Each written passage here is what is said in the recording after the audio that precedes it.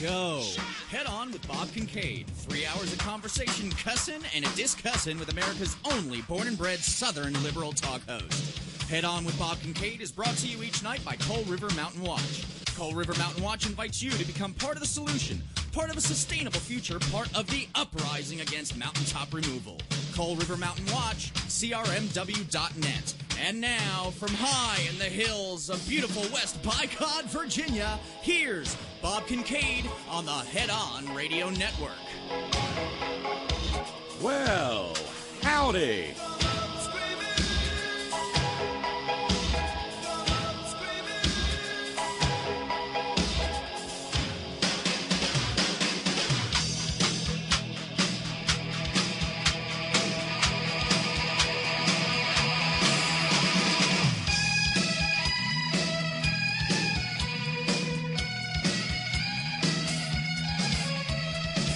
And here we go, off and running for Friday on the Front Porch, this 27th day of September, 2019. We have one more broadcast left in the month of September. September 2019 will close thoroughly unironically on a Moran Monday. Hi, I'm Bob Kincaid. We'll get the Extraordinary Ordinary Roundtable going in just a little bit. If you'd like to be part of that Extraordinary Ordinary Roundtable, run over to headon.live and click on the Skype link. It'll carry you into the group. And before you know it, we'll be chatting merrily away. Yes, we will.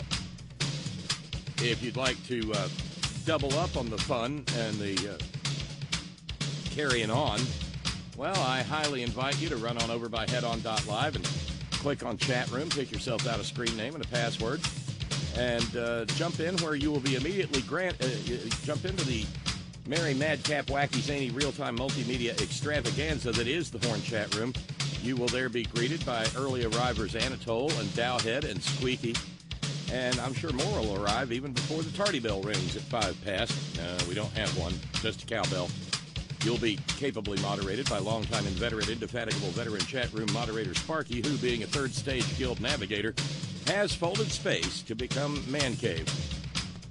And also moderated by pinch hit midweek chat room utility moderator and all-around great guy, Steve from Georgia Stan. Oh, it's been a beautiful day today. This is one of those days that feels like summer will never end, but I know all too well that it will. Even here in the fabulous Horn Studio at the magnificent Kincaid Mansion, well, it's 85 degrees in here, so maybe this is one of the last manifestations of naked radio of the year. I hope not, but it's here, and that's why there's, among other things, that's why there's no video running, because it's naked radio. Yes.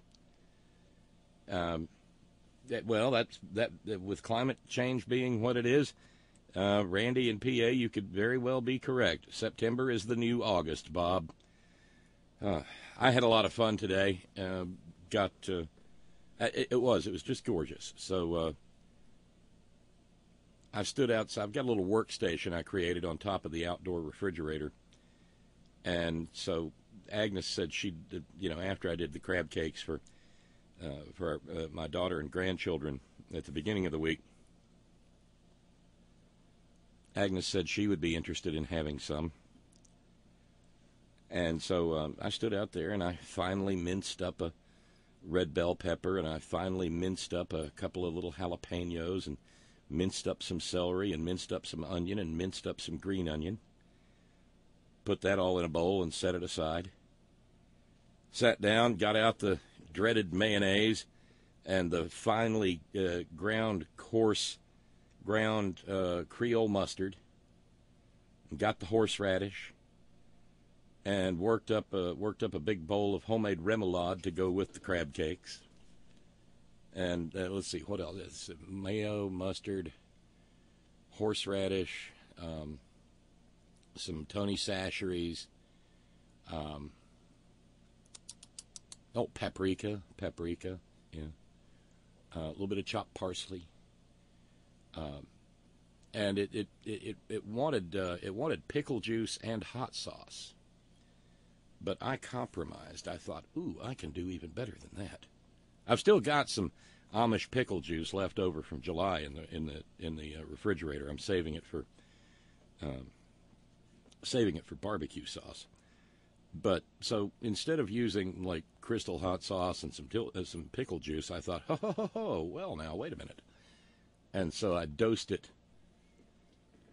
with Trader Joe's yuzu sauce, which we all know that I've been known to just drink through a straw from time to time because I'm weird that way. And then I worked up the crab cakes, got the griddle going, smoking hot, and then backed it off a little bit, melted butter on it, patted out the crab cakes, dusted them in Zatarain's seasoned fish fry that has a little bit of lemon essence to it, and set them. And it takes no time at all for them to fry up on the griddle. And yes, in fact, I am told by the lovely Agnes that they were indeed wonderful. I mean, I had a couple too, but I depend on her to tell me whether they're fit to eat or not. And it's still beautiful outside. As I was sitting here getting ready to start the program, I kind of cursed myself because I've been meaning all summer long, and I don't know how. Well, mostly it's probably because I don't make lists. I should do better at making lists. But I think maybe before the good weather is gone, I will get that one mic hooked up so that I can wander around outside and do the program from out in the yard while maybe Agnes sits in here and rides shotgun on the board. Because it's hard not to be outside right now. It's beautiful out there. And I just had a pair. I know, I'm not trying to blind anybody or make anybody feel the horror. But I just had on a pair of shorts, and I'm trying to get as much sunlight on my pale pink body as I possibly could. The neighbors were, of course, well, they couldn't have enjoyed any of the crab cakes because I ruined their lunch for them. All that, it's like that 1950s horror movie, the science fiction thriller, whatever, The Colossal Man, just, Glenn Manning, oh my God. Yeah. But it was just a lovely day. And I do that, and I'll tinker around and do little things over the course of the weekend, just trying to hold the crazy at bay. Because that's kind of what we have to do to get from one day to the next, from now until either January the 20th, 2021, or if we don't get our shit together, January the 20th, 2025.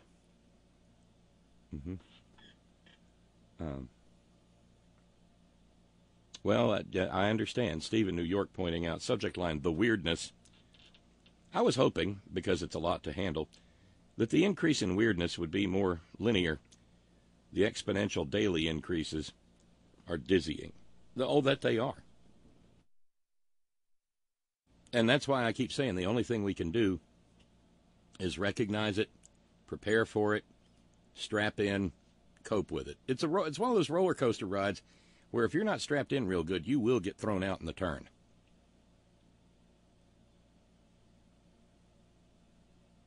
Well, okay. How did you know, Brother Deacon Asa? Brother Deacon Asa noting, and you wonder why your neighbors occasionally resort to shooting at you. It's the Speedos, Bob. It's the Speedos. Well, dadgummit. I mean, it's just too early and too warm to go for, the parka and the knee-high Uggs and the insulated Levi's. Ew. Yeah. But hey, if you're listening right now to this program when it's live, we're in the Eastern Daylight Time Zone, and that means we've gotten past close of business. So maybe we've gotten to the weirdness, a week's end of weirdness. Lord knows the day began with and this is a calculated scientific term, a shit ton of weirdness in the form of rage tweeting from our mentally damaged imitation president. And we'll get into all of that as we get further into the program. Oh, good. Thank you. Randy and PA checked the forecast. The forecast is for Naked Radio on Monday as well, with the same high temperature of 84 and a slight chance of rain. It's been pretty droughty around here. We've got a no burn notice on, as I mentioned before, and even if I fire up the smoker or something, I try to keep a close eye on it because shit can catch and go in a hurry. And by the way, this program always begins with gratitude. And so for this 27th day of the month, thanks go out to our friend of long standing, Robert in Australia, and to, there's the J I was looking for, to Jules. So thank you, Jules, and thank you, Robert, for being partial sponsors of the program for this, the 27th day of the month. And okay then, that means we've got all the housekeeping taken care of, and it's time to jump back into the wild, wild world of weird. We found out something new today. The spirochetes that swim around between Nitwit Nero's ears do not know the difference between an apostrophe and a hyphen. Because, as I said, he was rage tweeting earlier today, and one of the things he rage tweeted about was the fact that CNN reported on the fact that he made reference in another rage tweet to Liddle, spelled Liddle, Liddle, and he added an apostrophe, Adam Schiff.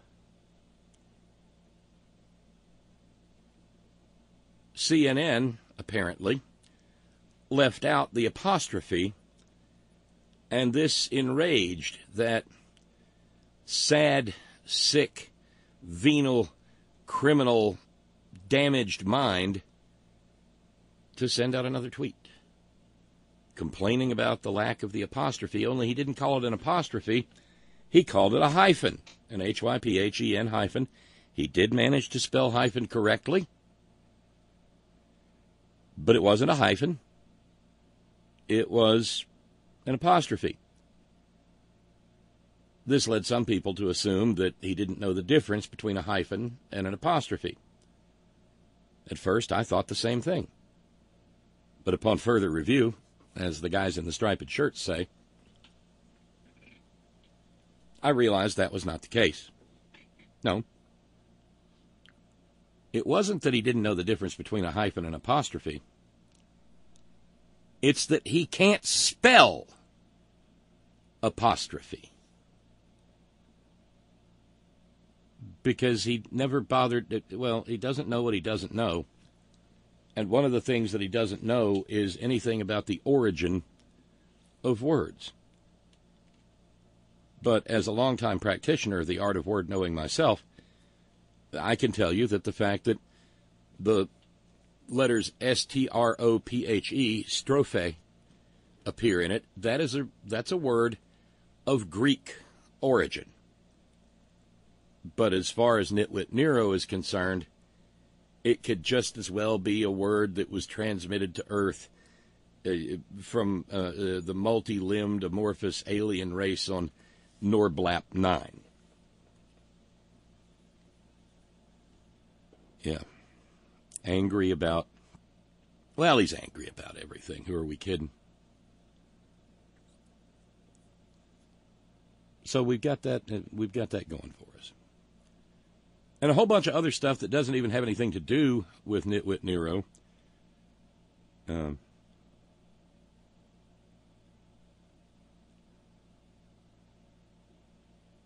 Monique with a message.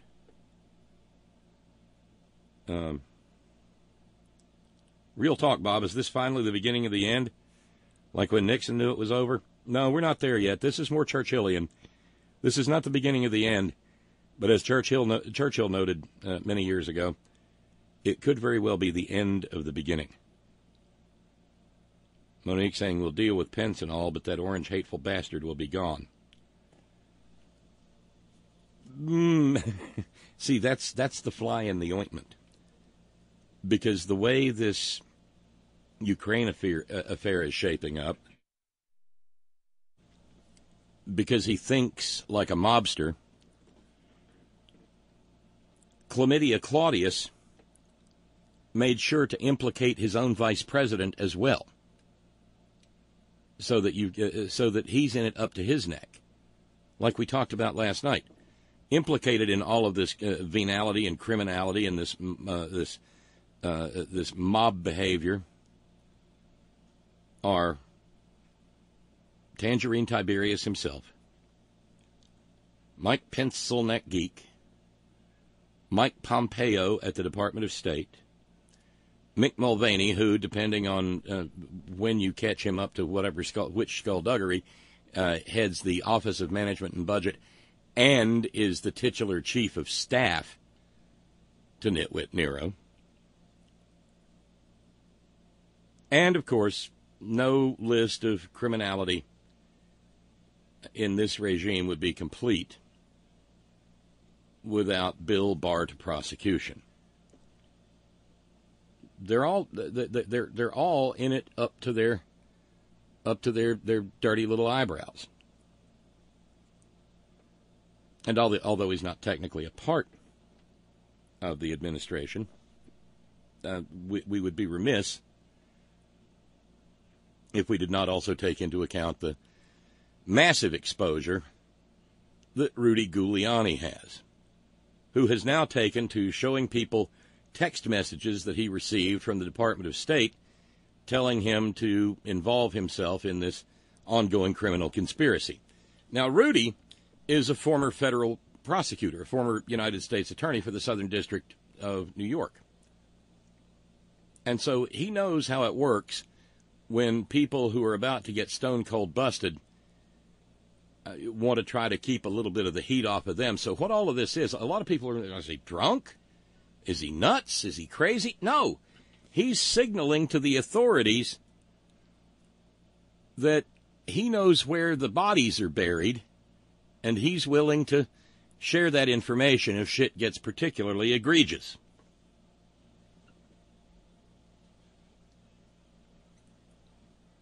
Flavio says, I hope you don't forget to mention the New York Times' outing of the whistleblower. Well, they didn't. The Times is catching a lot of shit for what they did do, and the Wall Street Journal, too.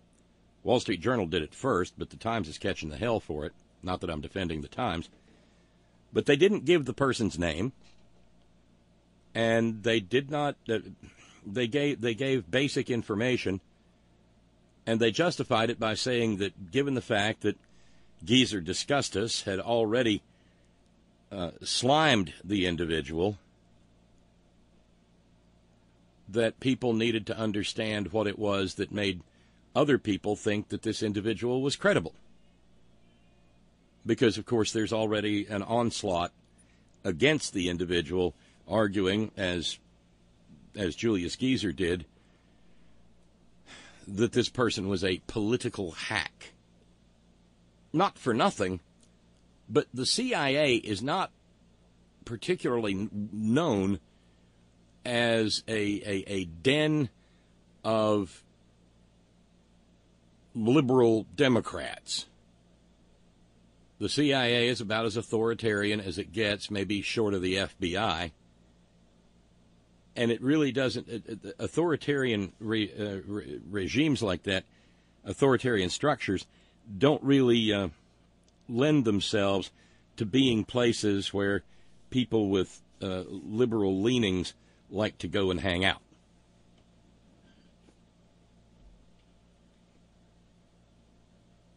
Yeah, okay, I guess we could argue that, say that, Flavio. So they narrowed down the possible identity of the whistleblower. Okay.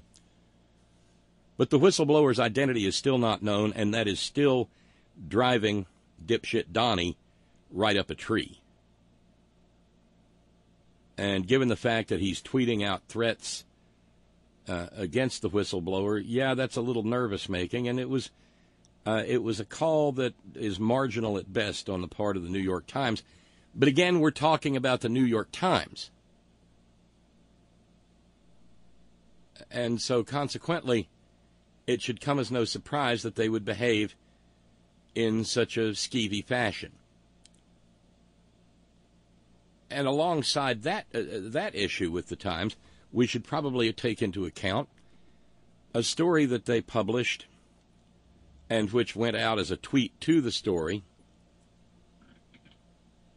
that got busted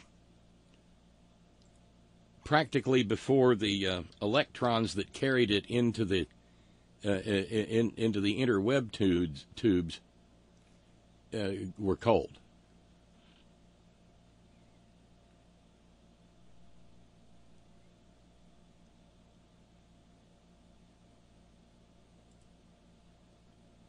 And what I mean by that is the story.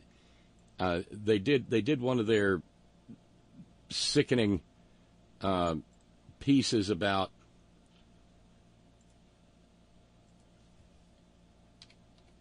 impeachment and the swing voter. You know, that elusive person who just can't quite make up their mind on how they plan to vote in the presidential election in November 2020.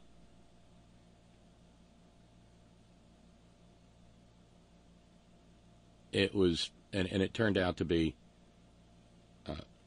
ridiculous from jump.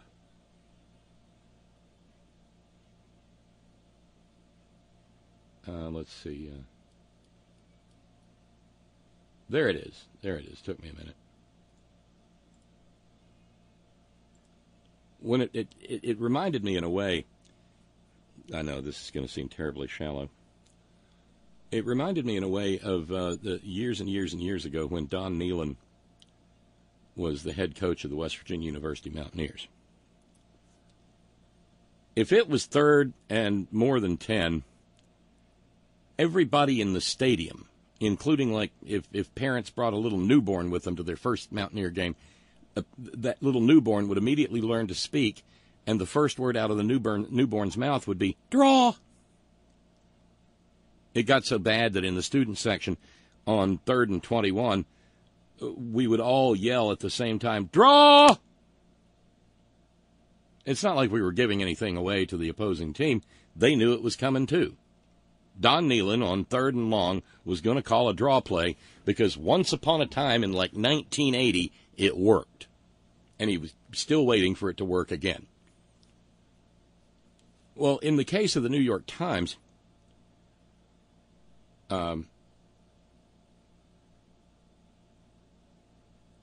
it would be funny if it weren't so sad.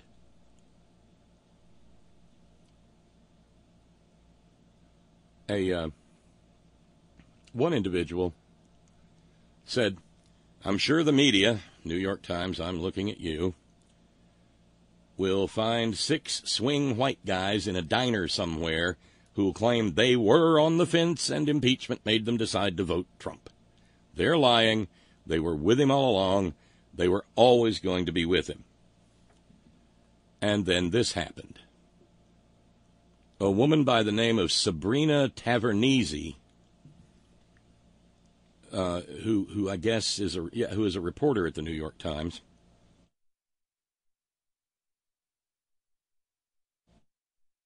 tweeted the following. I talked with 6 swing voters today. Impeachment repelled every one of them. This could cost Dems at polls. Great Iowa and Colorado insights from Trip Gabriel and Jack Healy.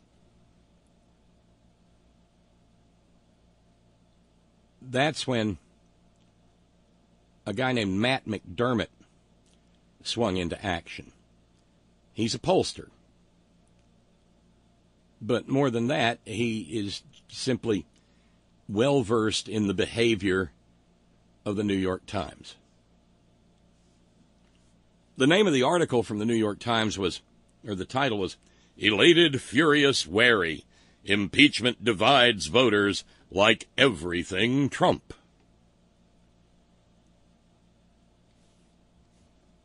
And so, well, Matt McDermott deconstructed the people that were quoted in the article. And he said, no, the New York Times did not talk to 6 swing voters about impeachment. The article quotes a handful of devout GOP voters whom the New York Times has repeatedly interviewed multiple times. For instance, the article also includes an interview with Tricia, who admits she's been to 23 Trump campaign rallies. 23. She wrote a book about Trump. New York Times has interviewed her at least twice in the past 2 years. She's a Trump fanatic, not a swing voter. Then there's Reggie. Reggie was highlighted in an AP story last year entitled, In the Heart of Trump Country, His Base Remains Unshaken. Reggie has a portrait of Robert E. Lee hanging in his living room. No, Reggie is not a swing voter. And went on and took it apart piece by piece by piece. And it made the New York Times such a laughingstock for being so transparently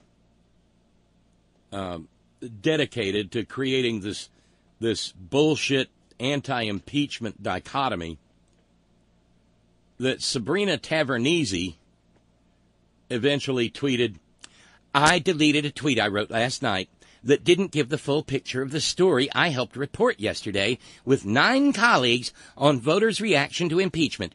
There were a range of views from all over the country. It wasn't focused on swing voters.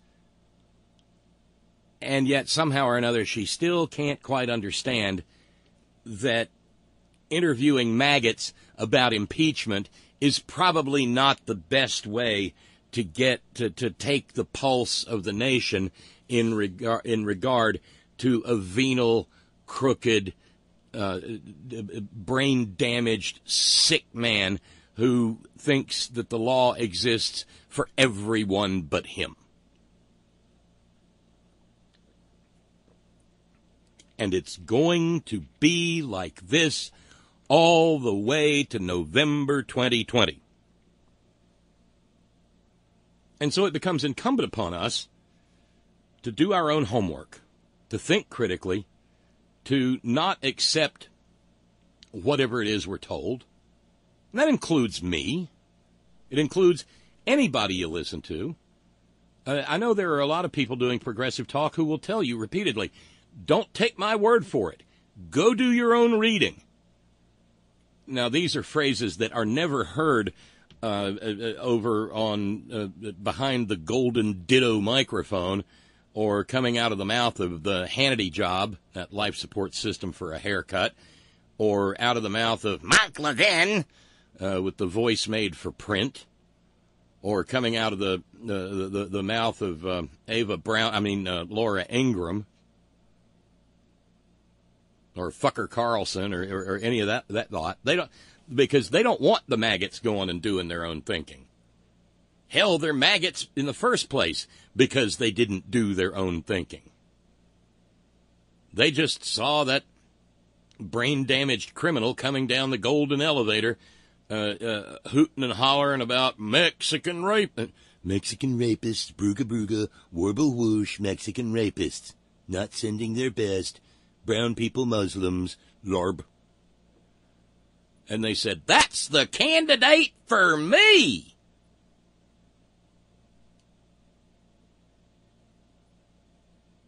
Right?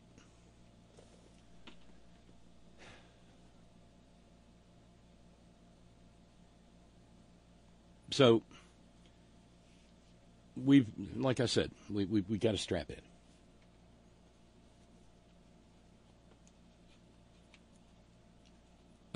regarding impeachment divides voters. Brother Deacon Asa says, so let me get this straight, Bob. Finding out one's president is crooked as a crankshaft makes one more likely to walk into the voting booth and shoot oneself in the dick? I'll be damned. Well, if you're a maggot, it does.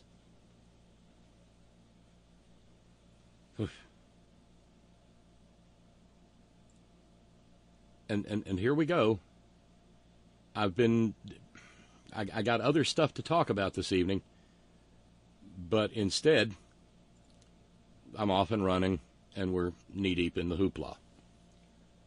But yeah, as David in South Carolina Stan points out, guess who's going to make a paid appearance next week at a conference that's been paid for by the Kremlin, and at which Vlad Putin is huggable, lovable, snuggleable, cuddleable. Vlad Putin is the guy who wouldn't hurt anybody unless he decided he wanted to, and they were a journalist or gay or something, or a gay journalist. God, if you're a gay journalist in Russia, you're fucked, and not in a good way. Yeah, Rudy Giuliani is going to go to a Kremlin-sponsored event. And curiously today, and I realize this is liable to make the millennials kind of cock their heads and look at the speakers. But for those of you who remember vinyl, you may remember the old logo image of the RCA Victor Corporation. It was a dog.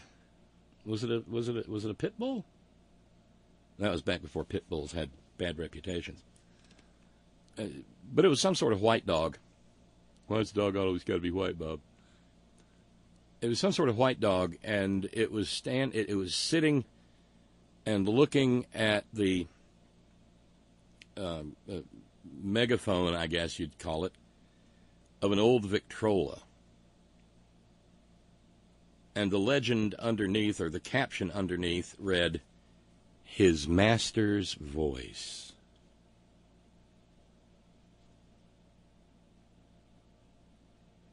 Well, that's what I immediately thought of when I saw the story.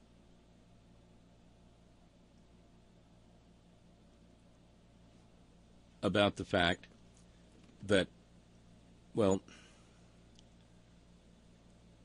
Russia announced today that it certainly hoped the White House wouldn't release any transcripts of any calls with huggable, lovable, cuddleable, snuggleable Pootie. They really wish that wouldn't happen. No, for real.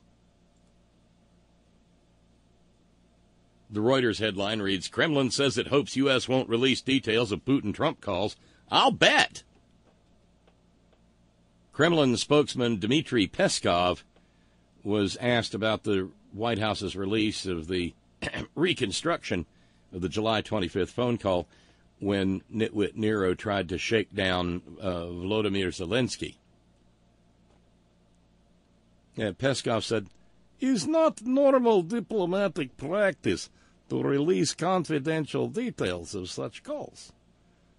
We hope bad state of ties with Washington will not lead to similar situation arising in Mother Russia's case." Which is another way of saying, hey, Donnie, nice little White House you got there. Be a shame. It would be shame if something happened to it. And I have no doubt that the message went all the way to where it was supposed to go. And yes, it was a disturbing image to have in one's noggin, but I had the image of Donald J. Trump crouched there by the Victrola, listening to his master's voice. Scott in San Diego pointing out the RCA dog was named Nipper, and he was a Jack Russell Terrier. That explains the confusion, because it was always not in motion when I saw photos of it, and I've never seen a Jack Russell Terrier being still. That megaphone thingy, Scott adds, not even an iota ironically, I think, is called the horn. Son of a bitch. Okay. Of course it is.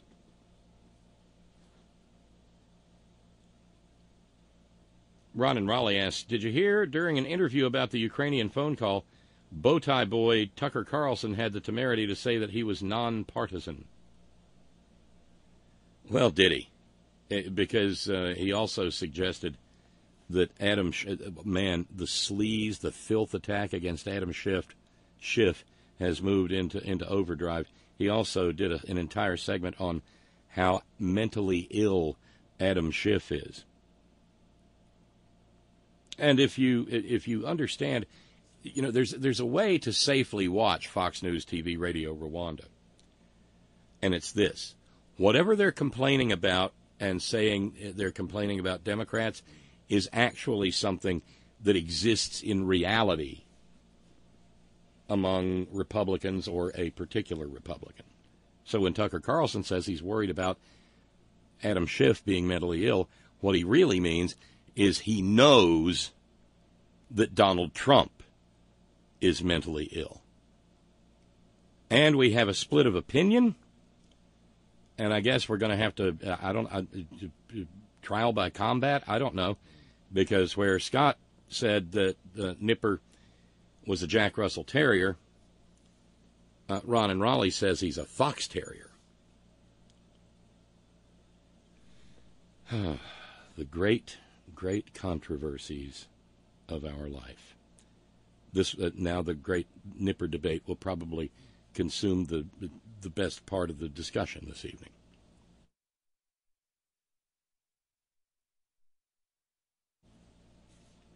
Stop telling us how to think about Trump crouching naked on his haunches, Bob. Oh, there went dinner in the Eastern Daylight Time Zone, sports fans. Yeah, James in Illinois suggests, beware of guys with umbrellas. Yeah, and stay off small aircraft, Congressman Schiff.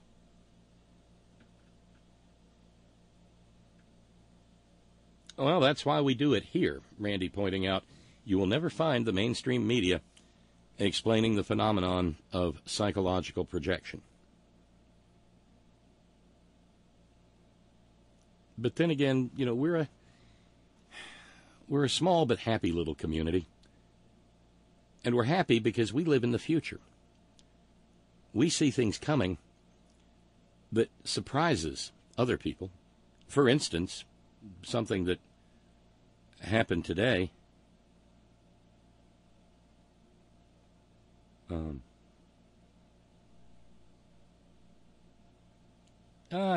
Didn't the dog have something around its neck? Yeah, I think it had a collar on, maybe, Monique? Yes, Trey. Yeah, it's got a collar on. I got a picture of it here, courtesy of Trey in Kentucky Stan, who confirms for us it is a smooth fox terrier. We know it was a smooth fox terrier because it could be seen in bars on weekends walking up with a martini in one paw saying, "Hey, baby, you want to see my etchings?" That's a smooth fox terrier.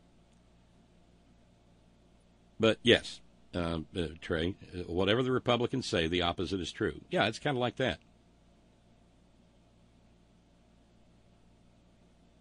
And we've got an attempt here to mediate the great Nipper controversy. He was a mixed breed dog, says Trey, and probably part Jack Russell Terrier, although some sources suggest that he was a smooth fox terrier or part bull terrier.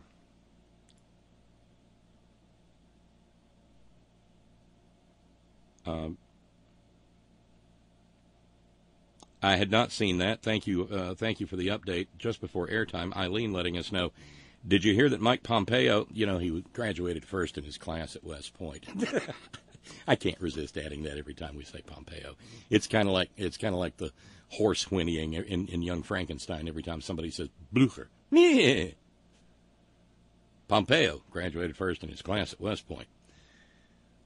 Did you hear that Mike Pompeo was subpoenaed just before airtime by 3 committees?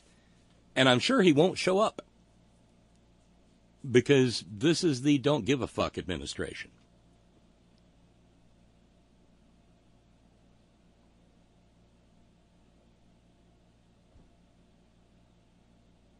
All right, Beth in Dallas wants a picture of the Remoulade, or it didn't happen.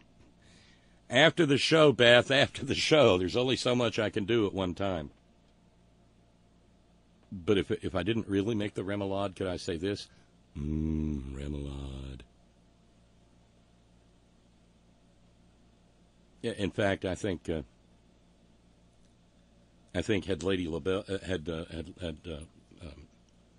Patti LaBelle sang Lady Remoulade, it probably would have made a lot more sense. I mean, I don't think you go to Old New Orleans, you don't think about marmalade, you think about Remoulade. I met Remoulade down in Old New Orleans, strutting her stuff on the street. Oh, it's definitely Friday. Definitely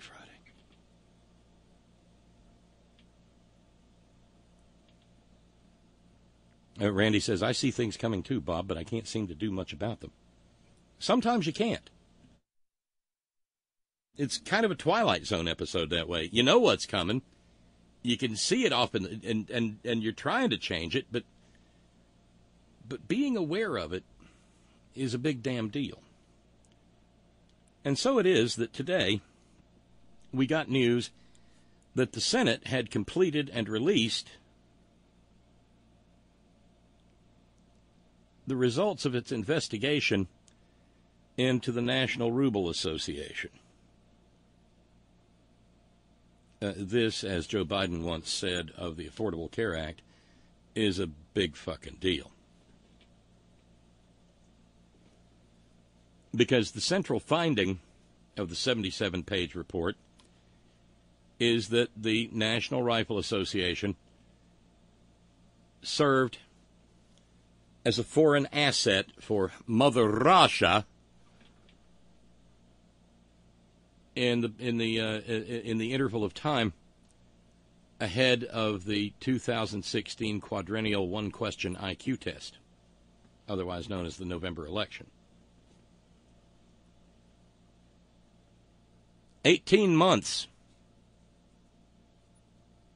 went into the preparation of this report of investigation. And the Senate Finance Committee's Democratic staff discovered that the National Ruble Association, again, I'm giving myself some props for that. I haven't seen anybody else refer to them as such, but they obviously are. I mean, remember, two things that have happened for years now. I've said that the National Rifle Association is the wealthiest, most powerful domestic terror organization in the United States, and I've referred to them as the National Ruble Association for their disgusting willingness to sell out their country to Mother Russia. And it turns out both things are true. Oddly enough, last night in my conversation with Todd said that he feels kind of alone because he can't stop thinking about the work that Maria Butina did interfacing via the National Ruble Association with outfits like the National Prayer Breakfast.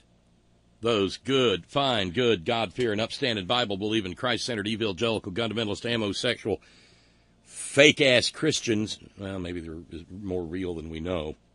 Maybe that's just how Christians are. I don't know. Who gathered every year to slime whatever Democrat was getting near to the nomination or running for office. You might recall even that Dr. Ben Carson, the guy who thinks the pyramids of Egypt are fucking grain silos and has a portrait of him hanging out with his buddy Jeebus hanging in his fucking mansion. You might recall that Ben Carson rose to prominence by showing up at the National Prayer Breakfast and sliming all over Barack Obama. All of a sudden, he was immediately mentioned in Republican circles as, gosh, maybe he could be our black presidential candidate. Because, you know, that Herb Cain thing didn't work out quite so well.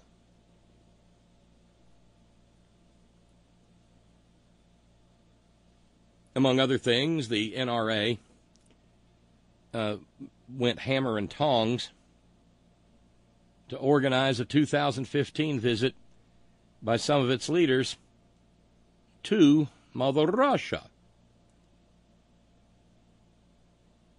That was Pete Brownell. He was promised personal business opportunities, and the NRA covered some of his costs when he went sightseeing in Moscow.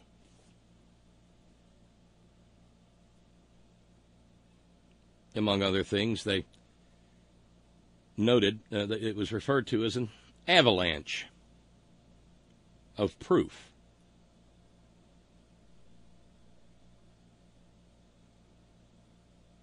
Yeah. Meanwhile, the National Ruble Association said, this here report is politically motivated, and that 2015 trip wasn't an official NRA trip. We just paid the bills.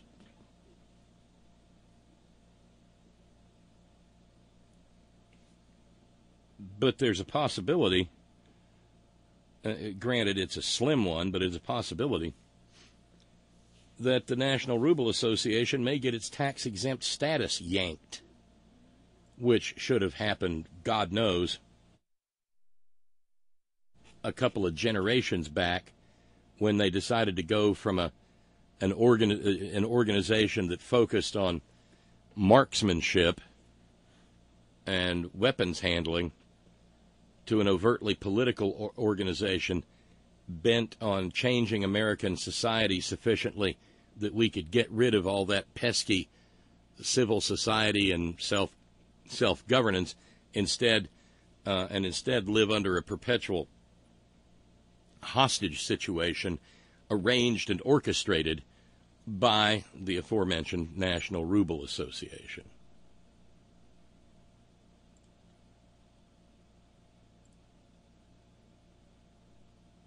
It was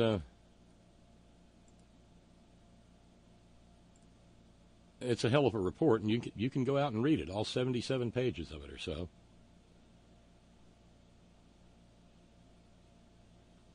The NRA underwrote political access for Russian nationals Maria Butina and Alexander Torshin more than previously known, even though the two had declared their ties to the Kremlin.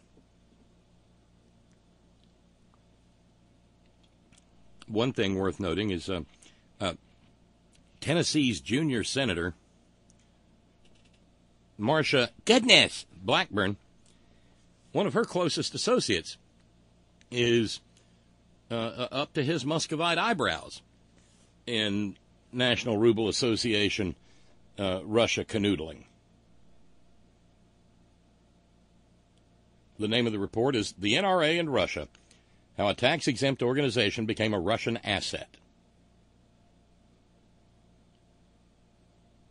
They spent, the NRA did, nearly a $500 million in 2016. That was $100 million more than they had spent the previous year.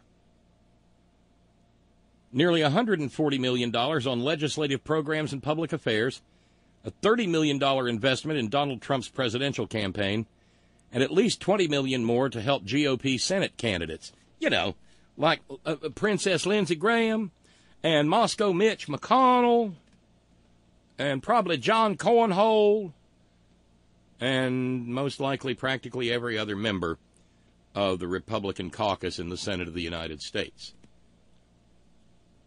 just sort of bear that in mind every time you hear a senator come out and say, well, I ain't read that whistleblower complaint because Donald Trump done told me that it weren't even real.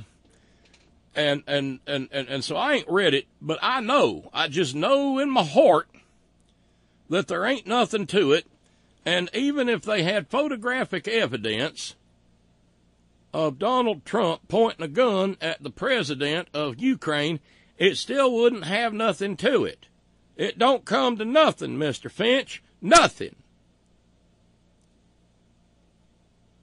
Because, of course, one of the best traits of a Republican politician is their ability to get bought and, more importantly, stay bought.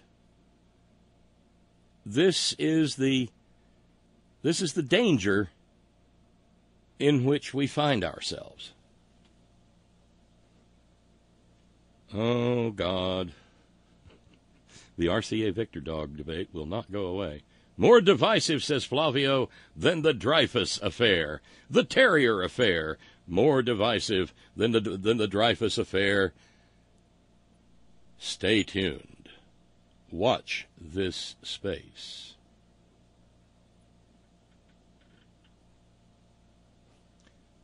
And just to, I saved this link over on a different machine. I usually don't do that.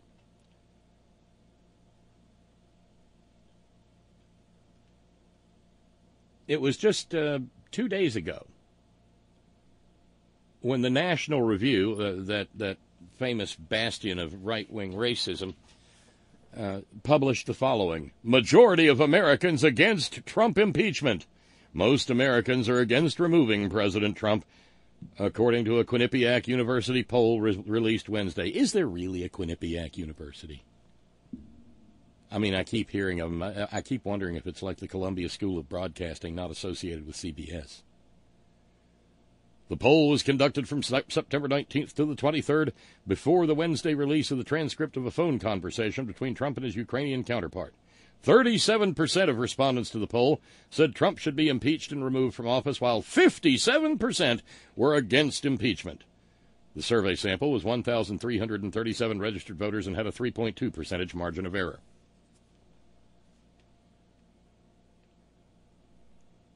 And yet that number has jumped up near 55% in a matter of basically a day. A day. Which leads me to something that our buddy Steve in New York sent. Support for impeachment has increased 12 points in polls. I have to tell you this. I have a friend here in New York who keeps telling me that he thinks it's going to help Trump, that it's going to turn people off, that it's starting to take attention away from the Democratic candidates' discussion of issues, and that it is becoming a personality contest among Schumer, Trump, and Pelosi. I told my friend that it seemed as though he was reading David Brooks and the like, and yes, he told me he's been reading David Brooks and other pundits. I never read these talking heads because what they write is nothing more than opinion, which, like assholes, everyone has. I told him to stop reading the Times because he doesn't get nearly the whole story. This is one of those things about native New Yorkers that really pisses me off. They're so provincial in thinking that anything comes out of the New York Times is a complete picture of what's going on, that they can't imagine that there is a lot that just doesn't appear in the Times. Here's what I wrote to him about why impeachment was actually necessary. 1, without it, that would depress the Democratic base, making them stay home. We already know the Democratic base is much softer than the Republican base. The Republican base gets out and votes no matter what. 2, without it, our Constitution means nothing. If this doesn't warrant it, nothing does. In not impeaching, the precedent that the president can do anything he, she wants is set in stone. 3, we need to hold him accountable. 4, without it, we will not be able to repair any international alliances. He's broken so many deals that no country will trust us. We can't survive in a global environment without international alliances. With impeachment, it's the strongest statement our system can make that what he did was unacceptable. Without that, we are doomed. Okay. Darlene in Connecticut would be one to be able to answer this. Yes, Quinnipiac Yes, there it is. It's in the southern part of Connecticut. How about that? I thought that was Quahog University, but that's me. Randy tells me Quinnipiac Lake is a lake west of Worcester. Wista. Am I saying it right, Terry? Wista? Have I got it, Kitty? Wista? A lake west of Wista. West of Wista. Don't try to say that too often. You're liable to hurt yourself. West of Worcester, Massachusetts, where UMass is located, and it may be a subsidiary of No, it's we know now, Randy, it is over there in Connecticut. James, writing on impeachment, says, it's going to take over daytime TV. I have to have my shows. Speaking of daytime TV, because we can't not do this. Yes, it's shallow as hell, but along the way on this crazy ass roller coaster ride operated by Satan himself, we're going to have to take a break and do some shallow. So naturally, over on The View, and I didn't even know The View existed until years and years ago when our dear friend Juanita became our official View correspondent. But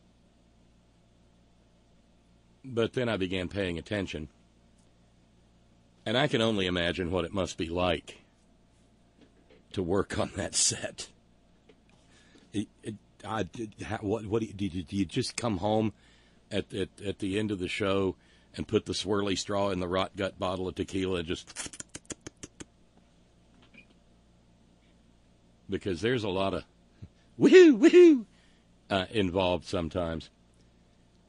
And I saw this fairly early today, and once you hear the audio, you will understand why it's a minor miracle that I'm here for the conversation this evening, because if there had been a bottle of rot gut tequila anywhere within easy reach of me, the program is probably a little like this. And of course, it centers on none other than the resident princess narcissist on that panel. You know who I'm talking about, Megan, our sweet little nutmeg. Megan, who, if her last name was not McCain, would be working the midnight shift at a Waffle House somewhere. Because it's not like she brings anything of particular value to the discussion.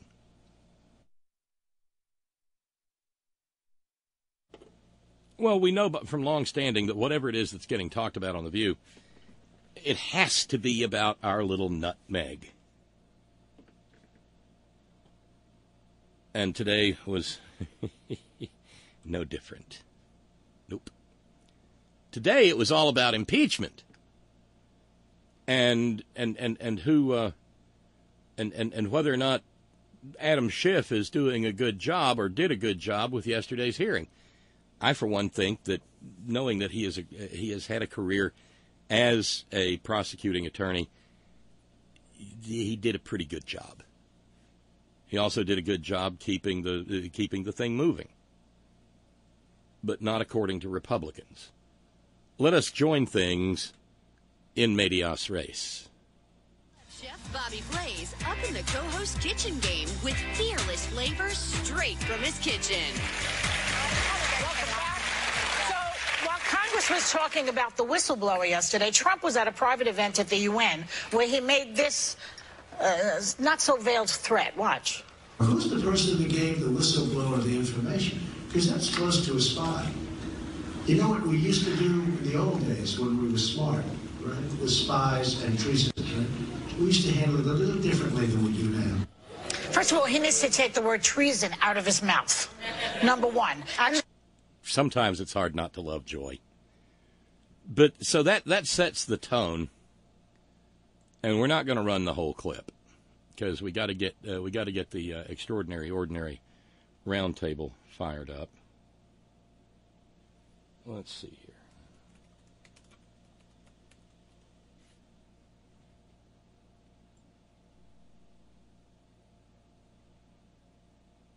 And one of the things that's interesting is that with these clips, you can run along and know that Nutmeg always wants to have the last word. Everybody else gets to talk, and then Nutmeg jumps in. So let's pick up, just sort of anywhere, but here. The American people, it was hard to pin the point, right? Of like, what was collusion? What can you actually nail him on? What is impeachable? This is pretty clear. And I got to the point a couple days ago, because I've been skeptical, because I feel like the media has been calling Wolf. You have Democrats have been calling Wolf since before he was in office. And this. Now, this is, Abby Huntsman runs a close second to Nutmeg in her willingness to carry water for the indefensible. Apparently, she's too goddamn dim. And again, she would not be on this program. She would be waiting tables on the midnight shift alongside Meghan McCain if her last name wasn't Huntsman. To be clear about that, wealth privilege is a very real thing. But she doesn't trust the media. No. Even though she's a member of it. Shh. Let's not confuse her. This one, I think most people can understand this is not good. Okay, this Trump, is bad. Now, Trump is calling on Adam Schiff to resign. If you watched the thing yesterday, after his dramatization of the phone call that Trump made to the Ukrainian president, he did a little bit of a parody. Watch it. This is the essence of what the president communicates. I hear what you want. I have a favor I want from you, though. And I'm going to say this only 7 times, so you better listen good. I want you to make up dirt on my political opponent, understand lots of it. And by the way, don't call me again. I'll call you when you've done what I asked. My summary of the president's call was meant to be at least part in parody. The fact that that's not clear is a separate problem in and of itself. Of course. You mean you don't understand? Wow. Y'all is slow, is what he's saying. And, of course, the slowest man in America, namely the President of the United States, said, Adam Schiff totally said things that I didn't say. I didn't say those things that he said I said. He should resign for being a bald-faced liar. L-I-R-E, probably. Right. The president never said, if you don't understand me, I'm going to say it 7 more times. You know, sometimes the jokes should be left to the comedians. Yeah. You know, I don't know that worked exactly, but I think he was going for a laugh somehow. And it reminds me of when Trump went, Russia, if you're listening, go and find Hillary's email. I didn't read it. That wasn't a joke. And maybe the Second Amendment people will take care of her. I didn't read it as a joke at all, actually, because when I read the transcript, it sounded a lot like some of the wiretaps that I listened to when I was a federal prosecutor. And remember that Adam Schiff was a federal prosecutor, and I think what he was liking... God bless you, Sonny Holston. But this is not going to wash with Nutmeg. It, too, was when a mafia don says, I got, I'm asking you for a favor. I'm going to give you an offer you can't refuse. Yeah. And I think that's There's where he was There's a lot of that going around. But I think if you have to clarify that it's a parody, you've done it wrong. I also think tonally, when you're opening up the investigation into impeaching our president about possible trades for information for money. This is Nutmeg. This is not a time for parody at all. I can't stand Adam Schiff. I think he's the worst kind of partisan in Washington, and they should have some kind of person. Time out. Nutmeg just said that Adam Schiff is the worst kind of partisan in Washington. Obviously, Nutmeg has never seen a clip of, say, Louis Asparagus Gohmert or Steve Cantaloupe's I've got a Confederate flag on my desk, but I come from Iowa King. No, she's never heard from any of that. She's never seen a clip from her dear old dead daddy's former best BFF, Lindsey Graham.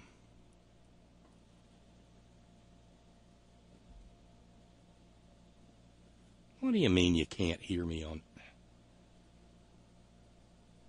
Okay.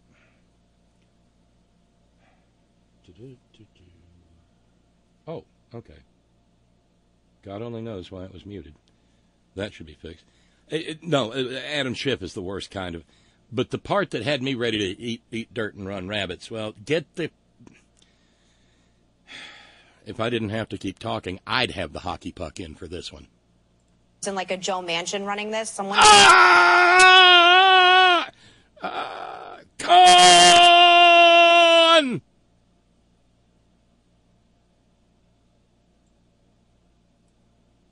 Now let's remember, please, that Joe Manchin, well, not much of a Democrat, but he's not at all a member of the House of Representatives. He's a senator. Up the investigation into impeaching our president about possible trades for information for money. This is not a time for parody at all. Right. I can't stand Adam Schiff. I think he's the worst kind of partisan in Washington.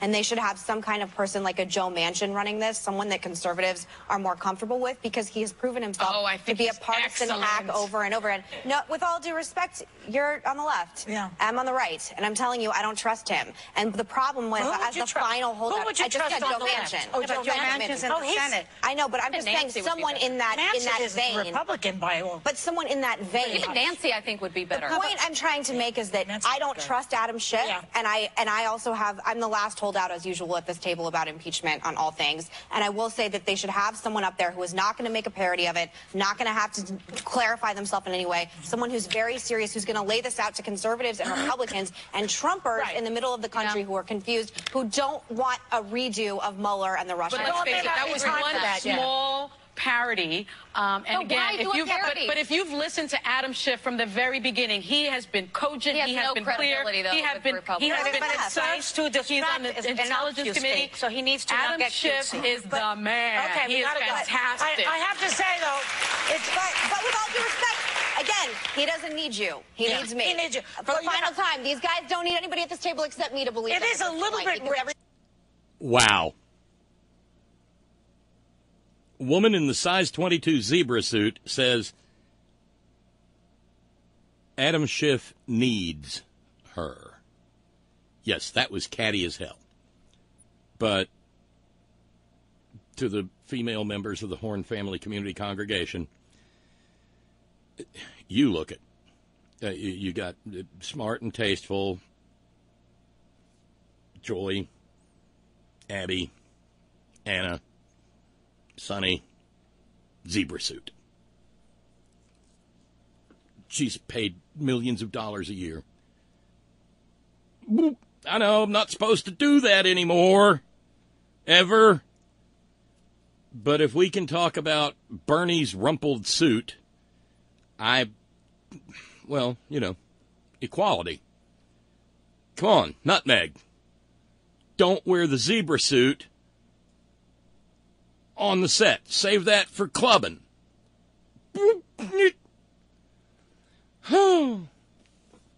But she wants a liberal like Joe Manchin. And it's all about her. We got to have a little levity on this program. We just got to. And that's just funny. I want a liberal like Joe Manchin that I can trust. Well, he's not in the House. Well, I know he's not in the House. No, she didn't.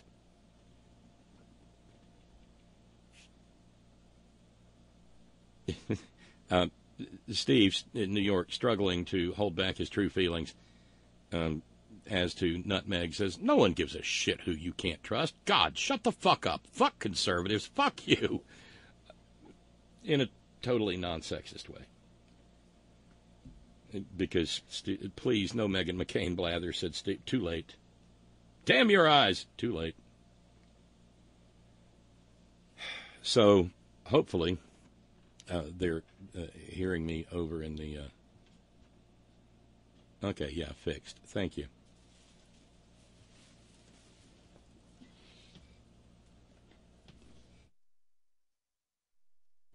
Agnes has wandered by.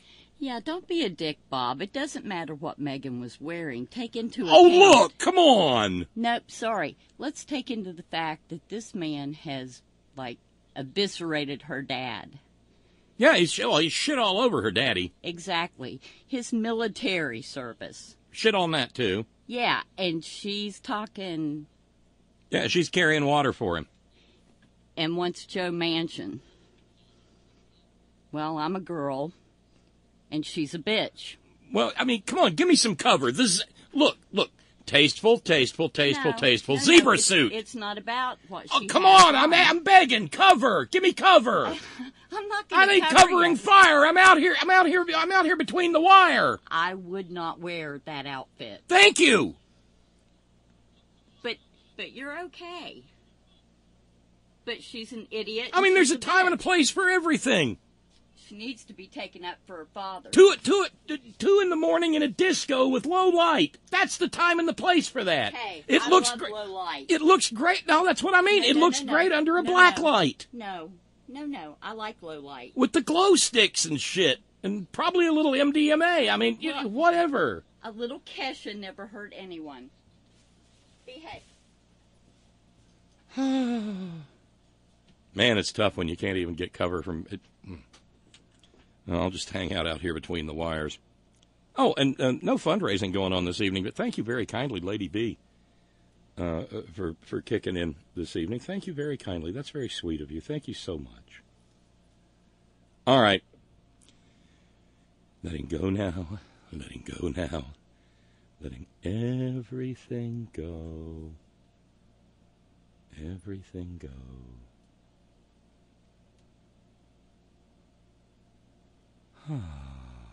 Now that I've calmed down, oh, yeah. The refreshing burst of flavor of a Thorazine dart right in the side of my neck. Agnes, how did you know? Let's check in with Sparky. Hey, Sparky. Hey, Bob. You know what I do with spiders on my work table? No, what? This. Ah. I thought maybe you dropped them down onto the little electrocution plate. That's what I feel like with Megan McCain. Nasty. Well, I just saw a piece of breaking news. Nitwit Nero's special envoy for Ukraine has called it quits. He'll be interviewed by the House's for the House impeachment inquiry next week. Another rat off the sinking ship. He don't want no parts of this. Well, the thing is, Trump. Everybody in there knows that he will not defend anyone. Everybody goes under the bus sooner or later. I mean, he chucked Mike Pencil Neck Geek under there this week. I'd quit too. In fact, it may be the only patriotic thing that anybody can do.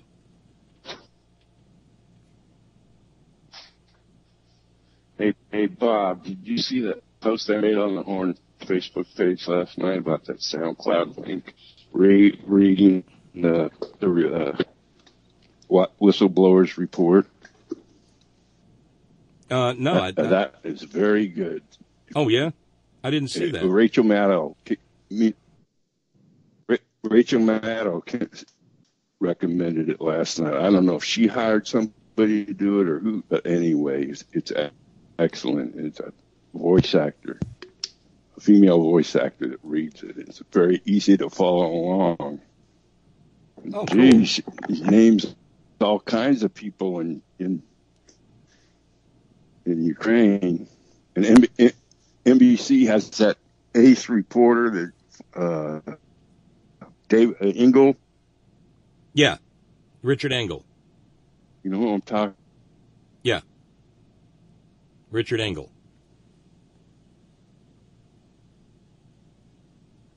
Oh, I hope this isn't going to be one of those difficult connectivity evenings. Oh shit! Let me see if life's any better if I change connections.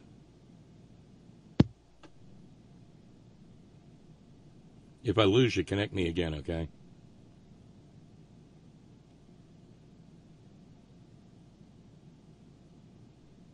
Okay, I don't think I lost you. Okay, we're back. Or not.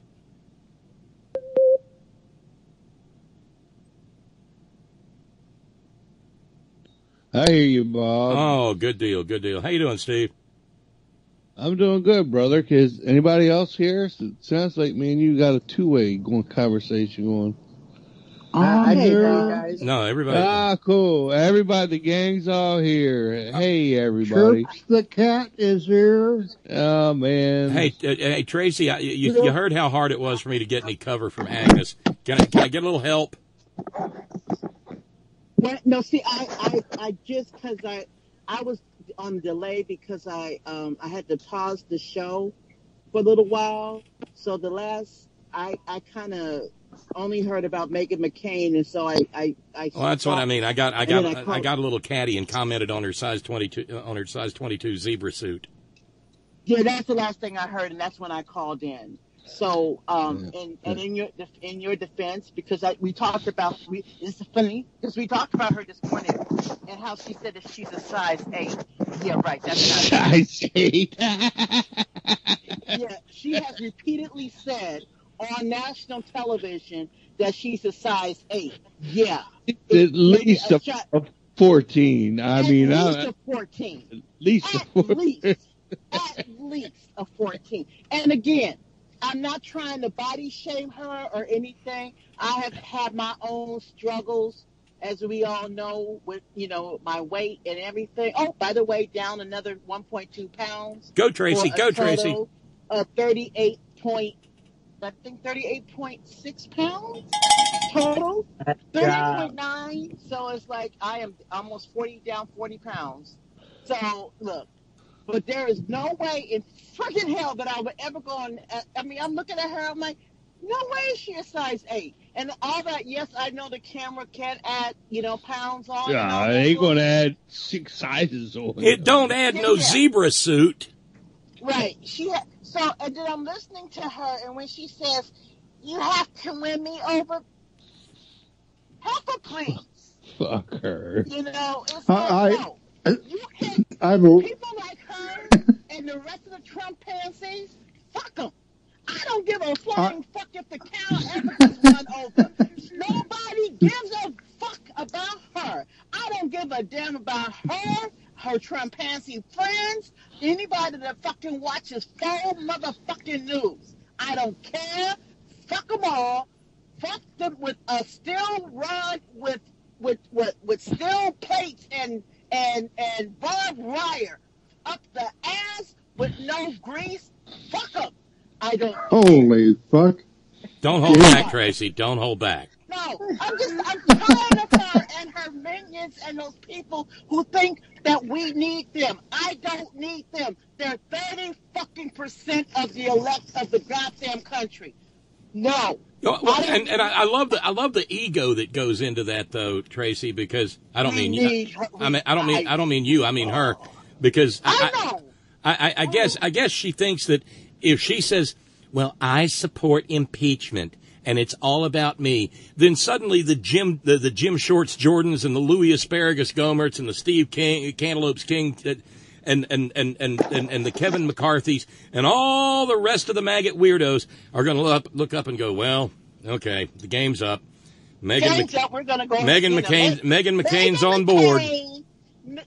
Little Nutbag says, we were all wrong, y'all. We should go ahead and decide we should go ahead and impeach the motherfucker. Bitch, please. I'm sorry. No, I shouldn't say that. But I've been trying not to say bitch, please. Fuck it. Bitch, please. No.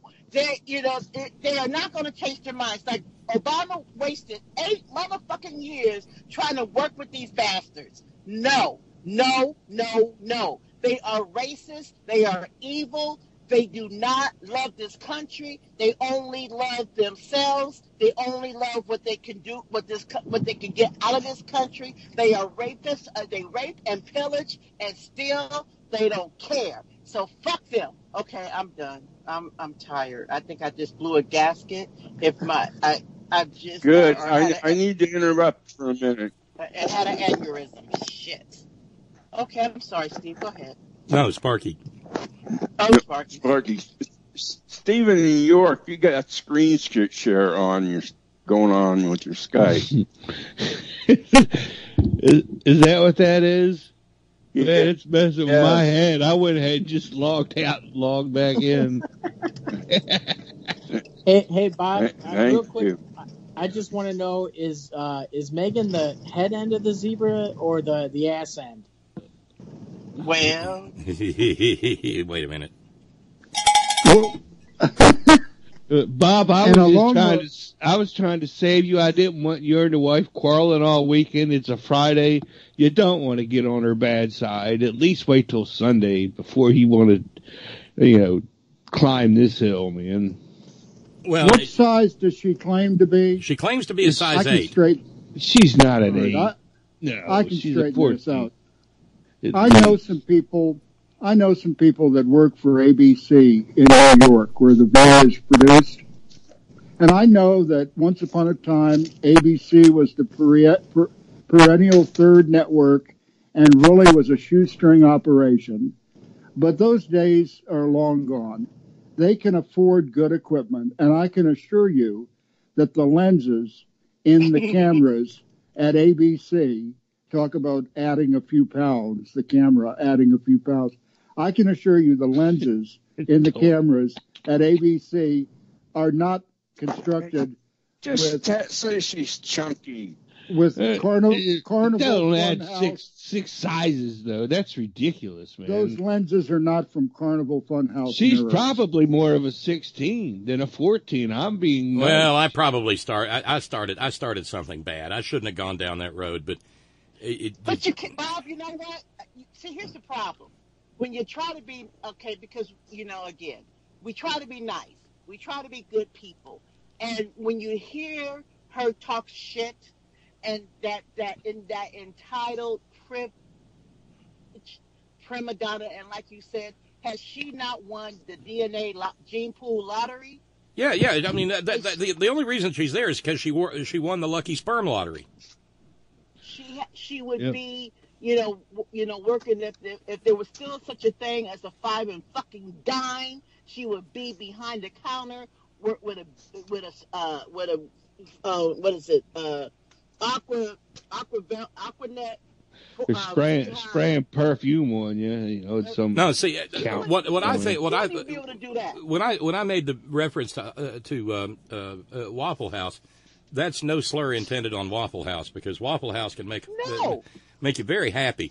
But what I was thinking about was a segment by the late great prophet Bill Hicks, peace be upon him, who talked about sitting in a Waffle House late one night, and he had a book.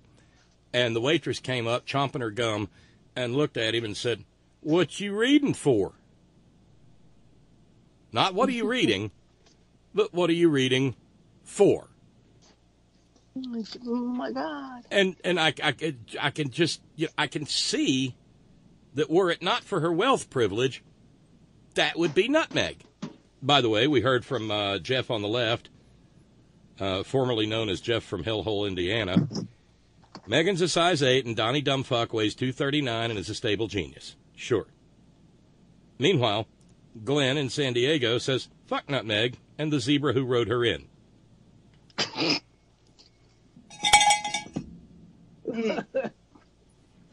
All I know, that must have been one hellacious big zebra to yield that dress. We're not going to... See, now I'm going to have to go in the house and go look it up, because, see, again, like I said, I do not, again, I do not, because, again, I'm working on my weight and everything, and I understand. But again, I can't stand people like her. She is a waste of space. She needs her, at least Abby Huntsman. She is a Republican, but she's not a tool. She's just a space holder. She doesn't really talk that much. And usually when she says stuff, I don't want to slap or choke her or punch her in her throat. Every time Meghan McCain opens her mouth, I want to punch her in her throat. Her personality makes her ugly, Tracy. That's what I'm saying. Well, but even beyond personality, it's the philosophy of it's all about me. I mean, do you remember when she unilaterally made herself an honorary Jew? Oh, yes. Was that after the Pittsburgh shooting? Yeah. Because Lieberman. Yeah, I know Joe Lieberman, and this hurt me. The Tree of Life shooting hurt me more than anybody else because I know a Jew. Because I know a Jew. So because my wife is Jewish and I'm fucking a Jew, so does that make me honorarily Jewish or what? I think so, Tracy. Wow. Yeah, you don't cross the line, man. Can I hear me? Yeah, we hear you, Steve. No, I had my phone. I had my microphone on mute on the microphone, but it was unmuted on Skype, and I couldn't understand why no one could hear me. Now I know. Bitten by technology. By the way, you got a big high five, Tracy, from Monique in New York, who and so did you, Steve, in New York. Monique said, "I'm a black woman, and I agree with Steve from New York. I am tired of these people." You know, I tell you something else too. You know what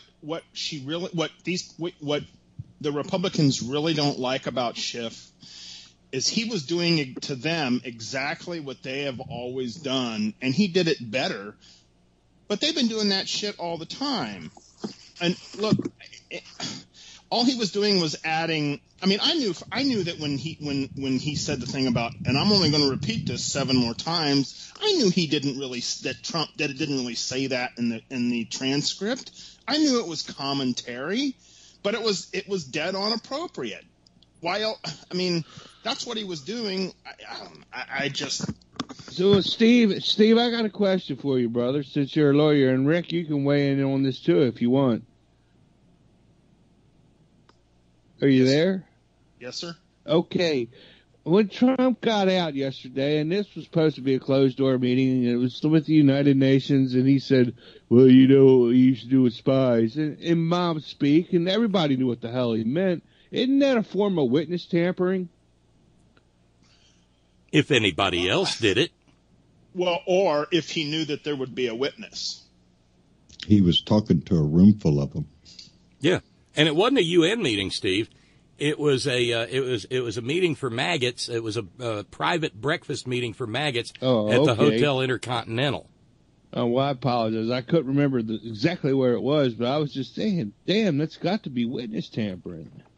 Well, I thought it was actually a breakfast for the UN mission. Well, I don't know. Maybe it was, but it was described as a private breakfast at the Hotel Intercontinental. That's why, you know. I'd like to know who did anybody. No, Steve, please. Yeah? No, you said you'd like to know something. Oh, I'd like to know who taped it. Everybody. I see it's on cameras in there. Well, it broke as soon as it happened on audio, and then today somebody's released a video of it, you know. I believe the credit line was the audio was released in the New York Times. So as to who recorded it, I don't know. Yeah, that's what I mean. Because I mean, if you LA Times released the audio first, and then the video come out later last night. Yeah. Yeah, they could roll that into these charges. I mean, and just pile on if I'm thinking correctly. Well, I don't think that's it. What he did was unfortunately probably doesn't right. It's not an impeachable thing. No, but it's not. You don't think it's witness tampering? That's my concern. Well, witness tampering is a crime, Steve. Right. Yeah. Whereas impeachable offenses. Treason, bribery, and high crimes and misdemeanors, those are political acts of malfeasance in office. God damn, we're splitting hairs, Bob. Well, that's not hair splitting at all. Impeachable offenses are whatever the Congress says they are. It basically represents the typical response of Republicans in today's world when they know they're cornered with reality or by reality. And that is to bloviate and bluster with some horse shit about Second Amendment solutions, okay? He was playing to I don't hear that much Republicans out there screaming right now. I hear a bunch of them saying, "Oh, well, this ain't bad. I mean, this ain't good for the president. He shouldn't have done that," and all that. That's just John Britovo, it's ramped up in the last day or so. Oh yeah, and it's going to ramp up more because it's their only hope. I said this on my show. And hello, Bob, how you doing? I'm finer than frogs here, John. How about you? Good. I'm glad. I'm just tickled to death with the last few days. But we ain't there yet, baby. We ain't there. But my commentary the other day on my show was the fact that the Republicans have an opportunity here, and I think it's the only opportunity they have to salvage what little credibility the Republican Party has left in it. You can either defend this piece of crap that's in there and go down with this ship, and it will be forever an asterisk next to your little name, or you can start standing up for the Constitution in this country and standing on the floor of the Senate and the House and speaking your mind, baby, and saying this ain't right. This isn't right. This is an out of control president. It's like Jeff Flake. A couple of nights ago, we had the guy on MSNBC who said, I've talked to a lot of senators. I've worked on campaigns. And he said if the vote was taken in secret, there's 30 Republican senators who'd vote to remove him from office. Well, Jeff Flake got hold of that in the last 24 hours, and he said, no, 35. There you go. And it pisses me off. It pisses me off, John, because the way I look at that is, so in other words, you're so scared of your constituency, and you're so obsessed with your continued power and position in the Senate that you are unwilling to actually honor your oath to the Constitution in public. And let's push that as far as we can. That's what I am suggesting, is that we stand on the floor of the House and the Senate and we start challenging them on their adherence to the Constitution. Are they serving the Constitution in their oath, or are they serving a low down stinking piece of shit in our house? But not just because one or two. Not just that, John. It's also an indictment of their skill. I know this may sound like a small thing, but if you're a sitting senator of the United States, it takes a lot to get you chucked out of office, because you're entrenched in your district. You've got entrenchment. You've got your district, but your state. You've got the tremendous power of incumbency. You've got a war chest that won't quit. And if you can't go to your constituents and make the case that the Constitution of the United States is more important than a brain-damaged, venal, criminal, continue. Go ahead. Semi-psychotic, doddering, bumbling. That's me, Bob. That's where I'm at, buddy. If you can't do that, you don't have any business in the supposed greatest debating society on the planet. Amen, brother. Amen. This is it. That's how come I say they have an opportunity to save themselves and try to drag this damn piece of rag they call the Republican Party out of the freaking ditch that they have filled with racists and white nationalists and Klan members and every other stinking deplorable that you can think of. They let them in the party because it helped them. Well, now that's all they got in there, because anybody with a reasonable brain and any sense of patriotism left in their damn heart see this for what it is. And it's bad. It's disgusting. And and it's a conspiracy. Or, Bob, we come back to the famous Occam's razor. That Flake and whoever said that about this 30 or 35 people are giving us bullshit, and the senators in there are looking at Trump and thinking, well, we got Supreme Court justices we've always wanted. We're getting the government blown up the way we've always wanted. We have government so small that we can drown it in a bathtub like we've always wanted. So what's not to love?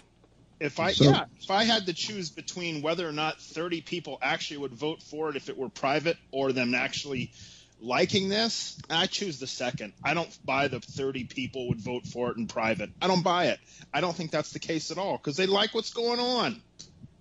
So did the Republican senators right before Nixon got his ass kicked out. Yeah, the Republican senators in Senate many times were the same way. In private, Nixon was a hot potato. He had a problem. But it wasn't until they were forced in the Senate, in public, that those senators turned on him. They'll eat their own, especially now. We got everybody. We got Barr, Pompeo, Ross, Pence, Giuliani just for fun. You know, this is a conspiracy. Uncle John, I'd like to get your take on something, if I could. What's that, if you got a minute. I already know how Bob feels about this, but what do you feel about term limits? And there's not really a right or wrong answer. I think term limits should apply to all in the Senate and the House too. You know, I mean there's only so much. It's interesting, but I've heard both sides have good points, man. You know, no, term limits in government are truly suck. California, as the example, they put in term limits, and the only institutional memory is now sitting with the lobbyists. And the lobbyists write the bills. Exactly right. The lobbyists do every goddamn thing in the world. Well, we got are simply there to put rubber stamps on them. We have term limits. In California, they're called elections. Called the vote. Yeah, that's what it is. You know, if in fact California is being run by the lobbyists and they all stink and all that shit, isn't it the power of the people that can rise up and overturn that? And we have managed, I'm not there anymore, but we have managed in California to be a very democratic state with all those state offices and all that are Democrats. But even them being Democrats, the bills are still being written by lobbyists. It's just a different batch of them. You know, since I started my show, I've said the same damn thing. If we find a damn disgusting Democrat, call his ass out. This is a big event here. We got a chance to take the White House, the Senate, and the House. But I don't want anybody laylaxing around down there in the Senate who's just barely hanging on to something. I want progressives, baby. I want to march our agenda forward. Republicans have had a habit for years.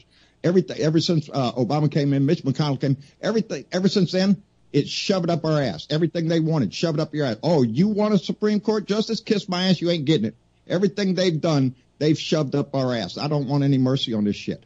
I want to take control of the White House, the Senate, and the House, and then start implementing the agenda that we want and fix all the crap that this asshole is trying to destroy, which is going to take years. John, I do want to. I don't disagree. I want to see all that shit out too. But what I am saying is that when you get a good member of the legislative body, I don't want them kicked out just because they've been there for 6 years. No, that's where I am, because Simon from Illinois. That is a good point. The single most anti-democratic thing that has been done in this country was the imposition of term limits upon the presidency. And you have to remember historically that was done by a Republican Congress that was pissed off and pouting because they could not beat FDR even when the man was halfway dead. He still whipped their asses every time they went up against him. And they said, oh, no, never again. But what that did, and we really haven't seen it come to fruition, but it's out but it's out there in the future. It's coming. It's on the way. There will come a time when the United States is going to need a 3-term or 4-term president again. Okay? And we're not going to be able to have it. So we'll have to change horses in the middle of some massive crisis that is years long, and then we will be fucked. Okay? Bob, because of a conniption thrown by a bunch of goddamn Republicans. Bob, would anyone have beaten Obama for a 3rd term? Anybody? No. Obama would have trounced. I think he would have took it hands down. He would have trounced the field. And the other little thing that I would point out, the difference between the Republicans who went to Nixon and said, it's over, and these Republicans now, those Republicans were in a distinct and decided minority in the Senate, and had been for rather a long time. And so, them going to Nixon, if they lost their seats in the next cycle, it was still going to be a minority Senate, or a minority Republican caucus in the Senate. These fuckers are playing for keeps now because they, going all the way back. I mean, goddamn, 1,000,000 years ago, to W's first term, when Karl Rove was running around scattering money and talking about building a permanent Republican majority. That is their goal. And so no doubt. And so they will hang on to power at what by whatever means necessary. Necessary. Bet your ass. Lie, cheat, steal, whatever it takes. Another factor to remember in terms of the three people from the Hill who went to visit Nixon a couple of days before he finally resigned, you got to look at who they were. And you've got to make the distinction between Republicans of over 40 years ago and today. Okay, so there's that. But you had Barry Goldwater. You couldn't get a more conservative guy than that. You had John Rhodes, who was a congressman from Arizona, and you had Hugh Scott, who was a senator from Pennsylvania. These were all moral, capable legislators. Now, granted, they were Republicans, but like I say, Republicans then are a whole different breed in a lot of ways than the ones today. I don't even think they should. I don't think they should even call themselves Republicans because they don't adhere to what republicanism was. To all the shit that they preached all the years, that they're physically conservative, that they're the moral majority, that they're all that bullshit they've sold for years. I've listened to it all these years, and it's the same bullshit every year. And then you've got the problem. Nixon at least could grasp his political reality, if not the reality of the world at large. Trump, on the other hand, you could send the entire fucking Republican delegation from the Senate and the House down there, and he still would not grasp. Well, let's do that. That's what, I'm not giving any quarter here. That's our only horse. We get up on the horse and charge the hill, or it's going to end up like the freaking Mueller investigation. Oh, well, it's too bad, And even if we impeach him, it'll end up too bad. No, we need to charge the hill, baby. He's committed the crimes. There's a cover-up going on that evidently is a conspiracy for cover-up. This thing runs deep. Let's do it and force the Republicans to defend him. John. Huh? What's I hear a lot of strategizing about packaging the articles of impeachment and what's the best path forward, and what's your thoughts on that? Do we throw everything in kitchen sink, or do we focus strictly on Ukraine? Because that's something I think the best way forward right now, and who am I? Because I remind my followers all the time, I'm nobody. I'm just Joe Blow American out here at the end of my street. Nobody knows or cares a shit who I am.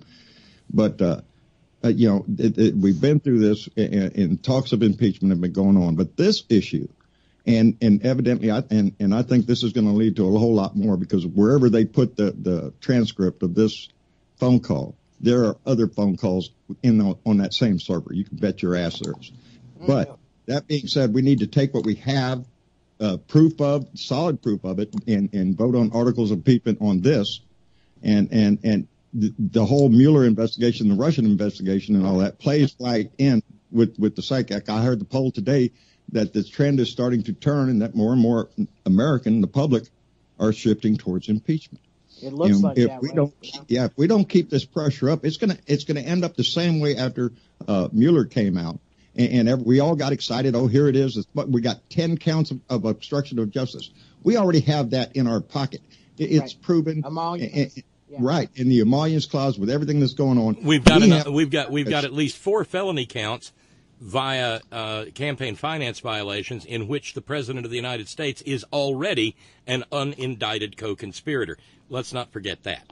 Yes, well, John, you do know the plan, don't you?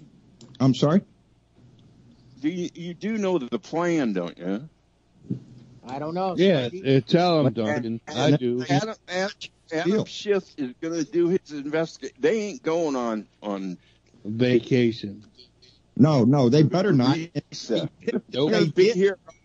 They're going to be all the way through recess. Good. They're going to work on this thing constantly. Because the plan is, when they're done, they turn their information. They turn their information over to the judiciary, and every other committee gives the judiciary every other thing they've got, and then the judiciary has to write out the articles of impeachment. There you go. And Mitch said that he would definitely take it to trial. He said he doesn't have a choice. So that's surprising. That's when everything comes out, you know. Well, A lot of this could be behind closed doors, but when it comes to trial, that's sunlight. You'll see everything. There's only so much shit this country is going to put up with. Hold on. No. I'm not trying to throw any cold water, but there is a nominal impeachment handbook for the Senate, a trial handbook. But it's happened so seldom that they pretty much make it up as they go along. And the best instruction on that is to go back and look at the impeachment trial. The only only the second impeachment trial. Nixon's. No, there was no impeachment trial of Nixon. That's right. He resigned, but I remember there Clinton's. was one of Andrew Johnson and there was one of Clinton. Right. And if you go back and you look at the transcripts, and I did one night after one of these conversations, you get a lot of pontificating from the senators, and very little in the way of actual evidence. For instance, they'll decide whether they actually want to hear from the witnesses or not, or how many witnesses to hear from. The Senate will determine that, not the managers of the prosecution who are members of the House. Well, that changes everything. Mitch will have to deal with it, but they'll just blow everybody off. Well, so in the case of the Clinton trial, they decided that they would hear testimony by video, and you're not going to have any cross examinations or Perry Mason moments in the Senate of the United States. Okay. He'll do it himself, Bob. And old balls and strikes John Roberts is going to be sitting right there to fuck anything that might fuck Trump. Yeah, because he's going to be the Chief Justice. Well, no, he'll. I like the strategy of going with overwhelming force as far as the articles of impeachment, but when is too much? When is too much too much? Well, can I address that, Bob? Okay. In terms of Nixon's impeachment process, I forget whether it was 4 or 5 articles that they considered. A couple of them were dropped. I believe the Cambodia incursion was one of the ones that got dropped. And it's better to go in with a little more than you need than to go in with just one bullet, so to speak. Well, there's that, but at the same time, Scott, there's an old rule of thumb out there that weak arguments always weaken strong arguments. Strong arguments never strengthen weak ones. So if there's any charge that has any inkling of being a close call, it doesn't go. I mean, for instance, all of this Ukraine business looks strong.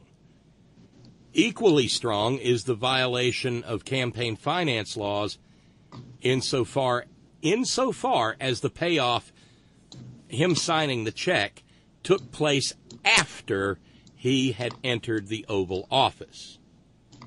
If it took place, anything that took place before he entered the Oval Office probably doesn't go. Anything that does not have judicial finality to it probably doesn't go. And so you're gonna lose, especially with regard to the contemptuous behavior in regard to subpoenas that are still in the appeal pipeline. You probably don't bring those because they are not judicially final. And another thing, and that's his you make plan a good for point. all of this shit. I get that. I get that. Another thing to remember is what Pelosi got underway the other day, earlier in the week. We're only in an inquiry phase. This is not the actual impeachment process. Yeah, and that impeachment process is lengthy and complex. Among other things, I might point out that today, I believe, is the birthday, it was either today or yesterday, of one Sam Ervin, Senator Sam from North Carolina, who had who had no small number of black marks against him regarding civil rights legislation. But when it came nut cutting time in the Senate with the Nixon impeachment, he was implacable, and he was an irresistible force. That having been said, the process in the House even is going to take a while, because everybody, I mean, they will have, because it's a momentous thing. There's no filibuster in the House, and they generally limit things to a manageable amount of time. But just about everybody's going to get a chance to stand up and pontificate for a little while. Now that's over 400. Just do the math for a minute, Steve. That's over 400 members of the Congress. I appreciate that. Give them 5 minutes each. I heard today that they wanted to fast track it and have it to the Senate by Thanksgiving break. I heard that today. Well, I did too. Yeah, I heard. As did I. But it's a process, and anything. Yeah, my question is, why the rush? Why the rush? Yeah, well, because throw the Mueller report into this thing. Well, they need to put some meat in the subpoenas for one thing. They send out a subpoena, and they got they got two choices. They could have a civil contempt against them or a criminal contempt. Don't come up here with civil contempt, because then we're going to end up in court. Do it a criminal complaint. If they don't show up for the subpoena or don't honor the subpoena, file a criminal. Yeah, John, they could use these 2 weeks to get the jail all reconstructed underneath the Congress. At what point are we going to put our laws before them? If you go into a civil contempt case, it's in court. And Bob's right, we're going to be tied up forever. But the answer, I don't want to see that shit. But the answer why by Thanksgiving is because the last thing you want this thing to do is carry over into 2020 because even with this Democratic majority, among other things, they have to be able to campaign, and election year, the election year half of a Congress never gets anything done. Yeah, that's true. I mean, you're going to have primaries. It has to be judged in the court of public opinion. And so we have to work our ass off for that. And after Thanksgiving, as far as the official House calendar is concerned, I mean, you can go and find it online. I'd be surprised if there are 9 actual working days between Thanksgiving and New Year's. Yeah, you're right. Well, there's that, and you also lose the attention span of the public between Thanksgiving and New Year, because what do we all do between Thanksgiving and New Year? Eat and get loaded. You go to parties, you get loaded, you go out, you buy presents and all that. You watch Hallmark Christmas movies, a number of things. You take a break. The important shit. Sabbatical. Screw our country and all that shit. Let it all go down the tubes. Yeah. We'll all be out having kissing somebody under the mistletoe or something. My main point is you've got to lay the groundwork and have a solid case. And the Watergate hearings began, I believe, in May of '73 in the Senate, and the House Judiciary action regarding impeachment wasn't until the summer following in '74. And you just got to get the foundation. You've got to go in not only with a strong case, but you've got to have every single duck in a row. We need to find that John Dean. We need to find the guy in this administration that has the balls enough and knows and can see what's on the wall, that this administration is going to go down, whether it be now or at the election or in history. It's going to be known for what it is. It's called a statesman, and I don't think we have any statesmen serving. We don't have any Mr. Smith goes to Washington. No, we don't, and that's what I keep screaming for. That's what, that's exactly what we need. You had a few statesmen on the right that said, "Hey, Mr. Nixon, the jig is up. Done." It could be inspired. I've seen what's happened just a better work since this AR-15 comment that he made. I saw him addressing a crowd, and in that crowd were people holding weapons. AR-15s, baby. They're showing him, hey, we're here. And he took them on face to face, baby. And that's what we have to do with all of this shit. Stand up for this. You know, I've said it a lot of times, and it sounds corny and all that shit. The Republicans spent forever claiming their patriotic title. We are the patriots. We love America. Support the troops and all that shit. They hate it. They hate America. They hate everything we stand for. Shit. They're willing to let this president steal from their military to go build his little fantasy wall and all this shit. They're watching him degrade this country. You know, at a certain point, the only people he's going to have left are the deplorables, the guy with the rebel flag and the red hat. You know, that's scumbag. The white supremacist guy. And we all know them how they're probably our neighbors, you know, in a lot of cases. Used to chase into their private little garages for their stinking little meetings after this guy came into office are now set free amongst the population because they have a voice in our house. And we need to take the voice away. And we need to stand up for this country. If we want to claim this, what did Ben Franklin said? If you can keep it, well, this is the time, baby. We need to keep it, and it's up to us to do it. Hey, everybody. Hey, it's Bill. Yeah, I've been doing billable stuff here. Billable, what's up, brother? Yeah, doing billable stuff out on the golf course. Is that it?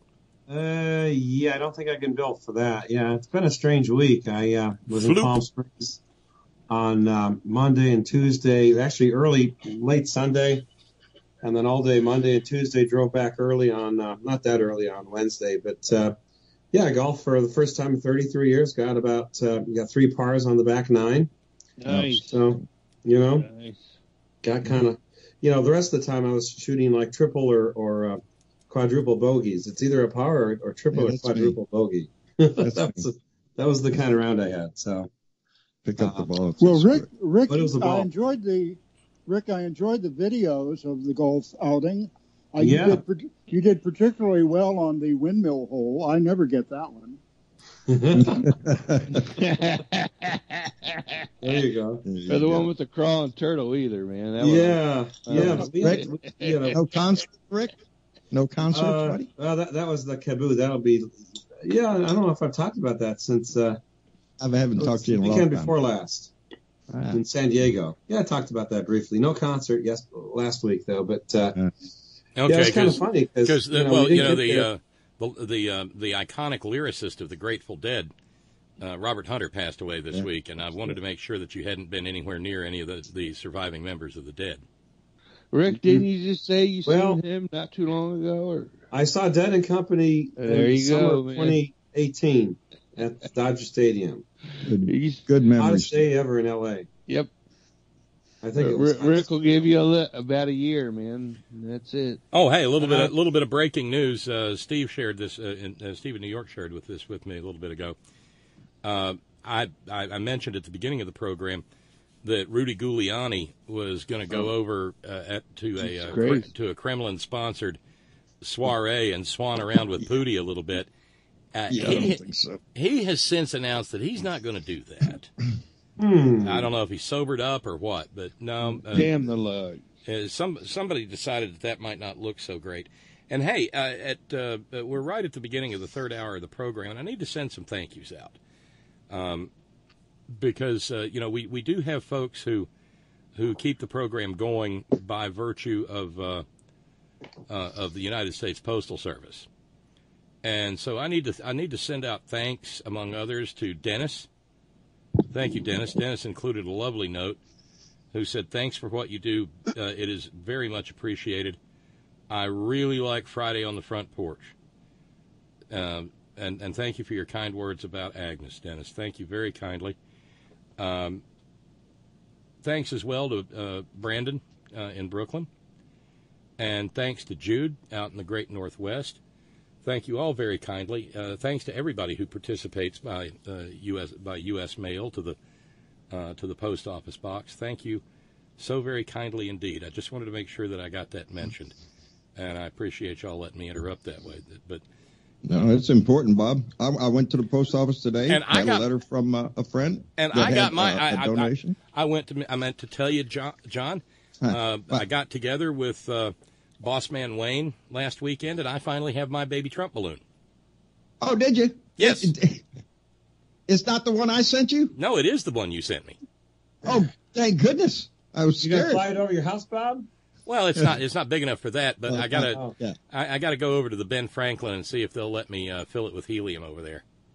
I just filled mine with air, and I got him taped up here on the wall next to on the setup here. Well, I want to have the pleasure, you see, because I'm in West Virginia. It's kind of like being in, John. I don't know if you realize this, but if we took West Virginia and a great big universal size rolling pin and we rolled West Virginia out flat, we'd be a lot bigger than Texas. You reckon? Yeah, because we could get out of rolling pin now. I know y'all got a lot of mountains. I ain't gonna tell you anything different, Bob, because I've been up there. It is gorgeous country, and it is. But I for one am not big on flat land unless it's by the beach. But it's bad enough they blow up the mountains, so we'll just go on being our little tiny selves. But no, baby. But we got attitudes here like y'all got there. So when I saw that baby Trump balloon, I immediately knew that I needed to go over to the Ben Franklin in Fayetteville and see if they would fill my baby Trump balloon up and tie a little string on it, because I want to walk down Main Street in Fayetteville, West Virginia. I love it. With my baby Trump balloon. I might even take baby Trump balloon and visit, maybe go over and visit my friends at Secret Sandwich Society, or go down and visit my friends at Maggie's, or take it for a walk into Big Damn Pizza. These are all be proud, Bob. Be proud. These are all just unpaid wait for that product one placements. guy that's going to say something. Right, He's because coming. somebody's coming. And I might and I might take it down with me. I might take baby Trump down for a ride down to the Rippy Mart, or the Shell station down there where the racists and the maggots hang out. There you go. Oh, flaunt it around, Bob. And if it breaks, I got a backup, buddy. I'll send you another one. Did you get a card in there from Thomas Morgan? Yes. Outstanding. That guy sent me some more art today. This guy cooks. I'm telling you, I just love him. I call him the Picasso of the Resistance. And he's brilliant. He is. I just love his work. But what I was going to say there, Bob, and I don't want to cut into you, but it's so important when you have your fans donate, and the Horn family donates. Today I went down there and I had a donation from one of our Blue Dot, as a matter of fact, a friend of Thomas Morgan's, who lives at the Kraken, wherever that is, and his my post office box was due $100, baby. You got to pay it by the first of the month, or they lock your box up there and you can't get your shit. So there was the opportunity. I went right to the window and paid it, and there you go. If he had not done that, I'd be sweating that out. So even, and that was a very nice donation that he made. But it's even a small donation. When you give it, it goes a long way in keeping Bob on the air and keeping his voice and on the air, and that is important in itself, because we got to spread this message. Anyway, that's what I wanted to say, Bob. Yeah, and the thing is, there are no small contributions, because there are. Every single one represents a degree of sacrifice on the part of people who are determined to keep your program and my program and others on the air. And this is no time. I'm not trying to inflate my own worth or anything, because like you, I'm just a guy with a microphone. That's all we are. But by creating by creating the community, and by creating a space whereby, especially for people who live in places where they feel like they're all alone and everybody else around them's wearing their little maggot hats and whatnot, you're not alone. And that's what and that's not to say these communities don't serve people who live in saner, more civilized places. Right. But when we form ourselves into larger communities, we make ourselves a more formidable force. And like I've been saying, it's going to be weird as shit all the way to November 2020. And we've got to do everything in our power to hang on to our own sanity. That's it. And it's not just yours and it's not just mine. It is collectively our sanity. So, and also remember that Bob does his show live. You do 5 days a week, right, Bob? 3 hours a night, 5 days a week. There you go. Whether we need it or not. I do my shows 6 days a week, and it's every day. This is a job. to get ready to get the information so you don't make an idiot out of yourself like I occasionally might do. You have I to gave be up on top not of your doing shit. that years ago. Yeah, well, it just falls into it. But it's important to do all the pre-work before he comes on to the show. So that's a job, and it's the only job Bob has. So that's a way to look at this, and to support him and his voice. It just goes to prove that you are appreciative of that work that he does.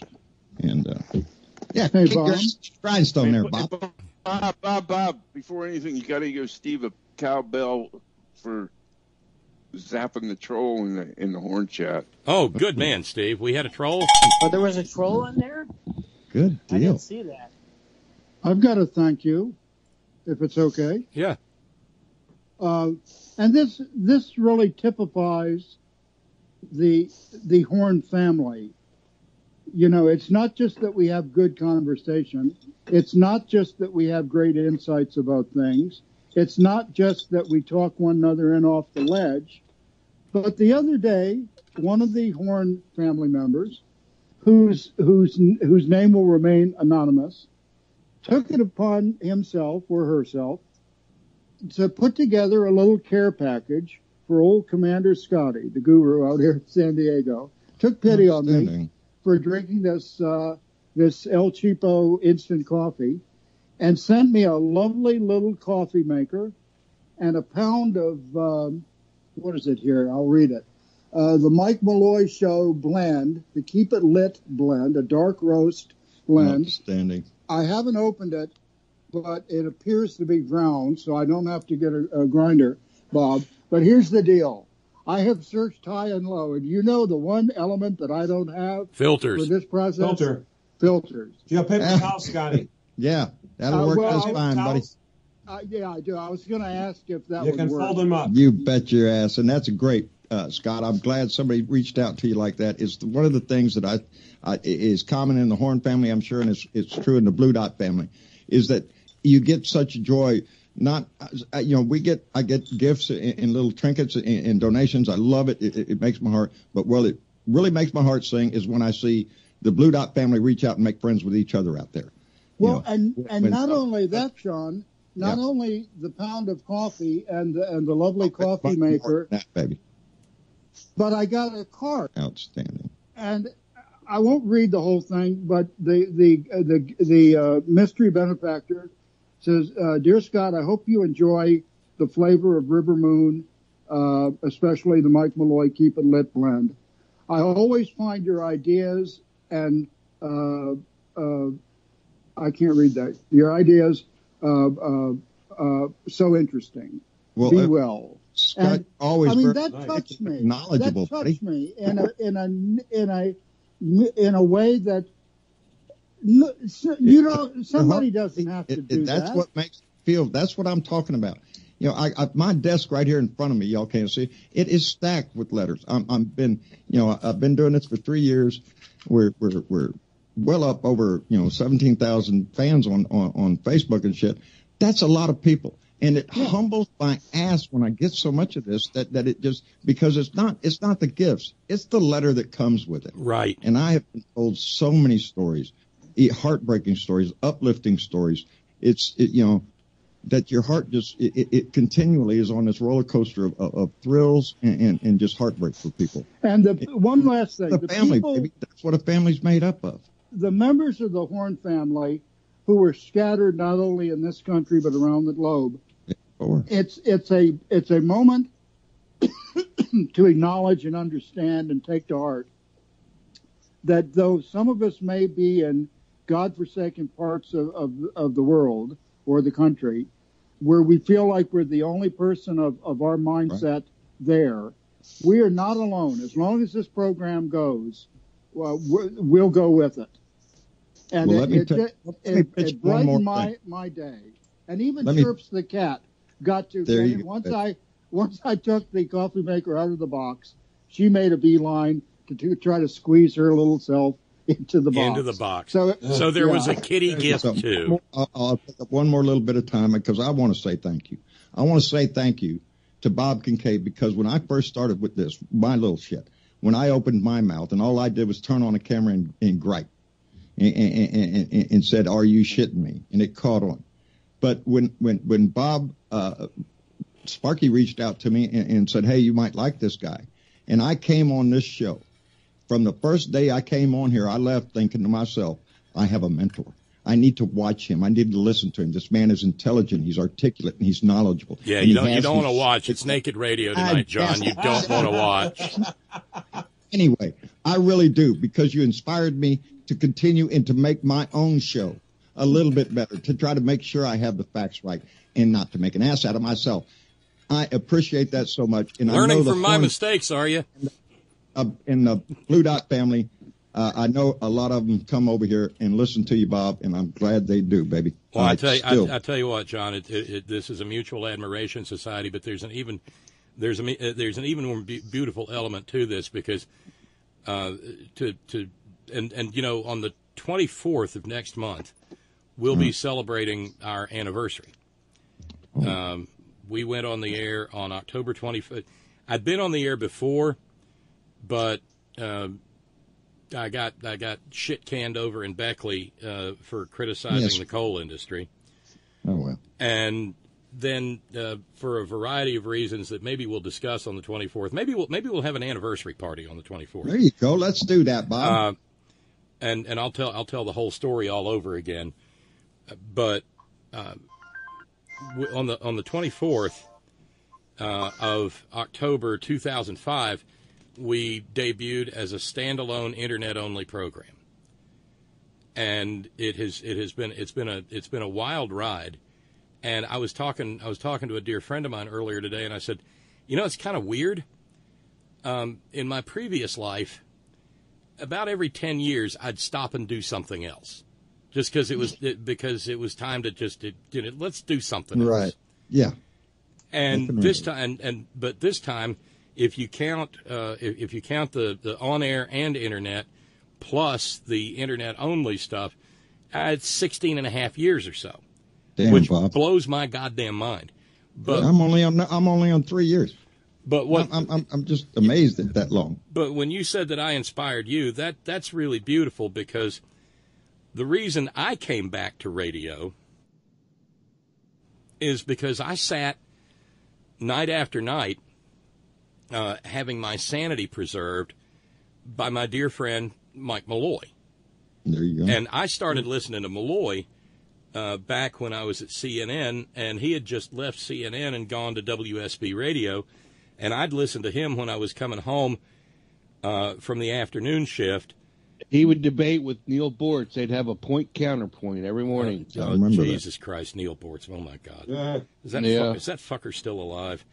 Fish Face is still around, yeah. But he got more of an idiot as time passed. But Mike completely reinvented and before I went to Atlanta, I had actually been the program director of a little AM radio station that ran a full schedule of talk radio. So I've loved the format for a long time. But they were running things like financial talk and Sally Jesse Raphael before she got a TV show. Yeah. And things like that. And I loved the format, but when I heard Mike, everything changed. And so from 1987 and then all the way through law school and everything that came after that, there were times I would sit out in my car in the driveway way deep in the country in West Virginia and stick my tongue out and hold my arm up in the air this right and bring in WLS Chicago, where Malloy had gone. Right. And listen to Malloy at night Inspiration. there. And he left there and he went to something called IE America Radio Network. IE America Network, yep. And I listened to him there and called in once in a while. And eventually I told him, it was about 2003, and I said, you're an inspiration to me. I did radio for a lot of years. And I'm going to get back into it. And he said, go, man, you'll be great. And we'd never met. We just talked on the radio, emailed and shit like that. He said, you'll be awesome. Right. And so I took it. And so he was right. He was my inspiration. And if I've helped you along at all, John, then that means it's moving. It's generational. And I think it is absolutely magnificent. I'm not blowing smoke up your ass. Before I came onto your show, what I did was I turned on my camera and I bitched. At the news stories. I'm pissed off at America. I'm a pissed off American, and that's what I was. And after I came onto your show, and because you know my style, I'm kick it in the ass. Let's go. I had to start slowing down and digging into the reason something's happening, or the backstory, or the reason that we do it this way. You opened my eyes to impeachment. Not only, it was when you were talking about reminding everybody that impeachment is a political tool. This is not a gung-ho. We're all going to get, it's a political shit that we're going to do here. But that's what politics is. And, you inspired me, and you still do.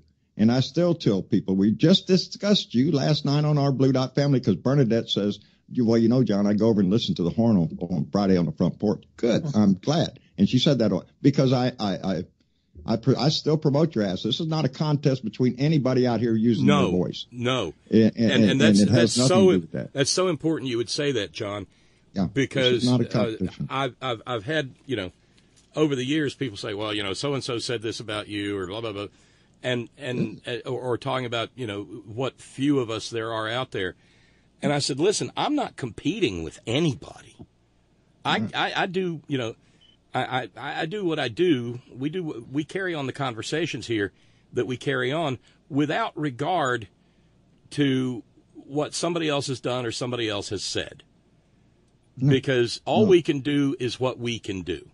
Yeah. We have no control over what anybody else does, and everybody else is, everybody else has got to find their own road. Yes, every voice is different. Yeah. Every voice is different, and the motivation is different. But the common thread in this kind of stuff is everything we say comes from the heart. It comes because that's the way we really feel. We're not trying to sell a product. We don't have advertisers. I don't have one. Bob, you got one? No, sorry. No, ain't got no advertisers. This is people powered. That's how come the donations. And Bob, I know you don't like to stop the show to say, hey, we need to pay the bills, but it's an essential thing because it is people powered. So that's why the donations from the Horn family and Blue Dot's out there, I would highly recommend if you can join his Patreon page, anything like that, because it makes a big difference, because the voice makes a difference. And I pump it because shows like Bob in West Virginia, my own here in Texas, Randy Kerben, a guy we know, he's up in Arkansas. The voices are from all over. North Carolina, Andy Pagoda last night, and his health is failing, but he's still using his voice as much as he can. He loves it. And it all comes from the heart, because we all are trying to save what we love most dear, our families and our country. And so it's the voice of rural America that's coming in. The Dems are always pegged as, they're the coasties. They're on the East Coast, West Coast, that's it. Well, we're all kind of putting the lie to that. Yeah, that's right. And we're showing and that. I do, and I've had a bunch of people write in, from up in the Northeast or from out west, who say, hey, I didn't even know people like you exist. And you mentioned the other names, Andy. It's almost like there's a little club of liberal or progressive broadcasters from what I call behind the cornpone curtain. Yep, that's us, baby. That's us. Well, Bob, in 2003, I think it can be said that Mike Malloy gave a prophetic word, to use a religious phraseology, in that he told you you'll do great, and you're doing great. And I don't think I would have heard of you and this program had I not heard you filling in for Malloy one night about 3 years ago. So it's all connected. That's the amazing thing. It webs out and it grows a family. I'm amazed that my voice has gone where it is. And we have guests from Australia and the Netherlands. It just blows my ass away how far the voice can reach. I tip the old rabbit ears or headphones to you, in that, in listening to you and given your legal background, just lay out the case point by point and build it to the point that you can't really draw any other conclusion about the matter. than what you've said, okay? And when I chime in, before I really discovered this program and the two-way nature of it, I was just somebody in a Barca lounger who was pissed off about the current state of things. Now I have my own little space on your platform, and hopefully I make cogent points that can either inform or entertain or enlighten or inspire or motivate people. And if I can do that, you're God knows. Mr. Peabody with the Wayback Machine. Yeah, I swear, Scott, you're very articulate. You remember everything. Well, and see, that's history, Scott. That's the other thing. When I and the key to all this, while I'm mentioning it all, is when I came back, when I decided to get back into broadcasting, there was nobody who was going to let me do that. But lo and behold, there was a brilliant man who was holding down 2 hours a day, 5 days a week in the afternoon over at that same radio station in Beckley. And he had to go and administer a grant because he was not a broadcaster. He was an educator, still is. And that's Dr. Bill O'Brien. And I had a meeting with the guy who ran the station, who eventually would can me. No hard feelings. And and he said, look, Bill's going to be gone for 6 weeks, and we don't want to run reruns or some other unlocal program. Could you do it? And I said, God damn right I will. And so that was 2003, and from there and from there then the story starts getting deeper. But you can't mention any of this without mentioning Dr. Bill, and he's still there as often as he can be, Mondays, Tuesdays, and Wednesdays from 1 to 3. Sometimes he gets all 3 days in, but he's also got a life. But when he can get behind the microphone and when he can do those 2 hours, this is a guy who got his Ph.D. in American history specifically on the ratification of the Constitution. Well, and he's tremendous to listen to, Bob. Yeah, he's very knowledgeable. And I know you're terribly, terribly busy, John. But if you ever get a chance, you need to just go over to whiterosesociety.org and check out a couple of Bill's programs, because I will. The guy, he is giving out for free master's degree or postgraduate level instruction in history, and nobody else is doing that. And he preaches the holy doctrine of get it from the primary source. Mm-hmm. There you go. And you know, Bob used to do videos of him teaching me in front of a classroom. Yeah, during one of his grants. That's exactly right. The Prism grant. And I've learned more about American history in the 16 years that I've known Bill O'Brien than I learned in the 40 years before that. Well, I gave you one, Bob. I didn't take up the Federalist Papers until I met you.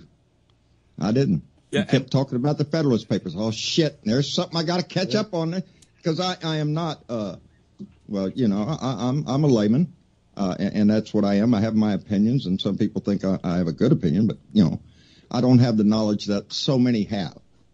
But I tell a lot of people it doesn't require that.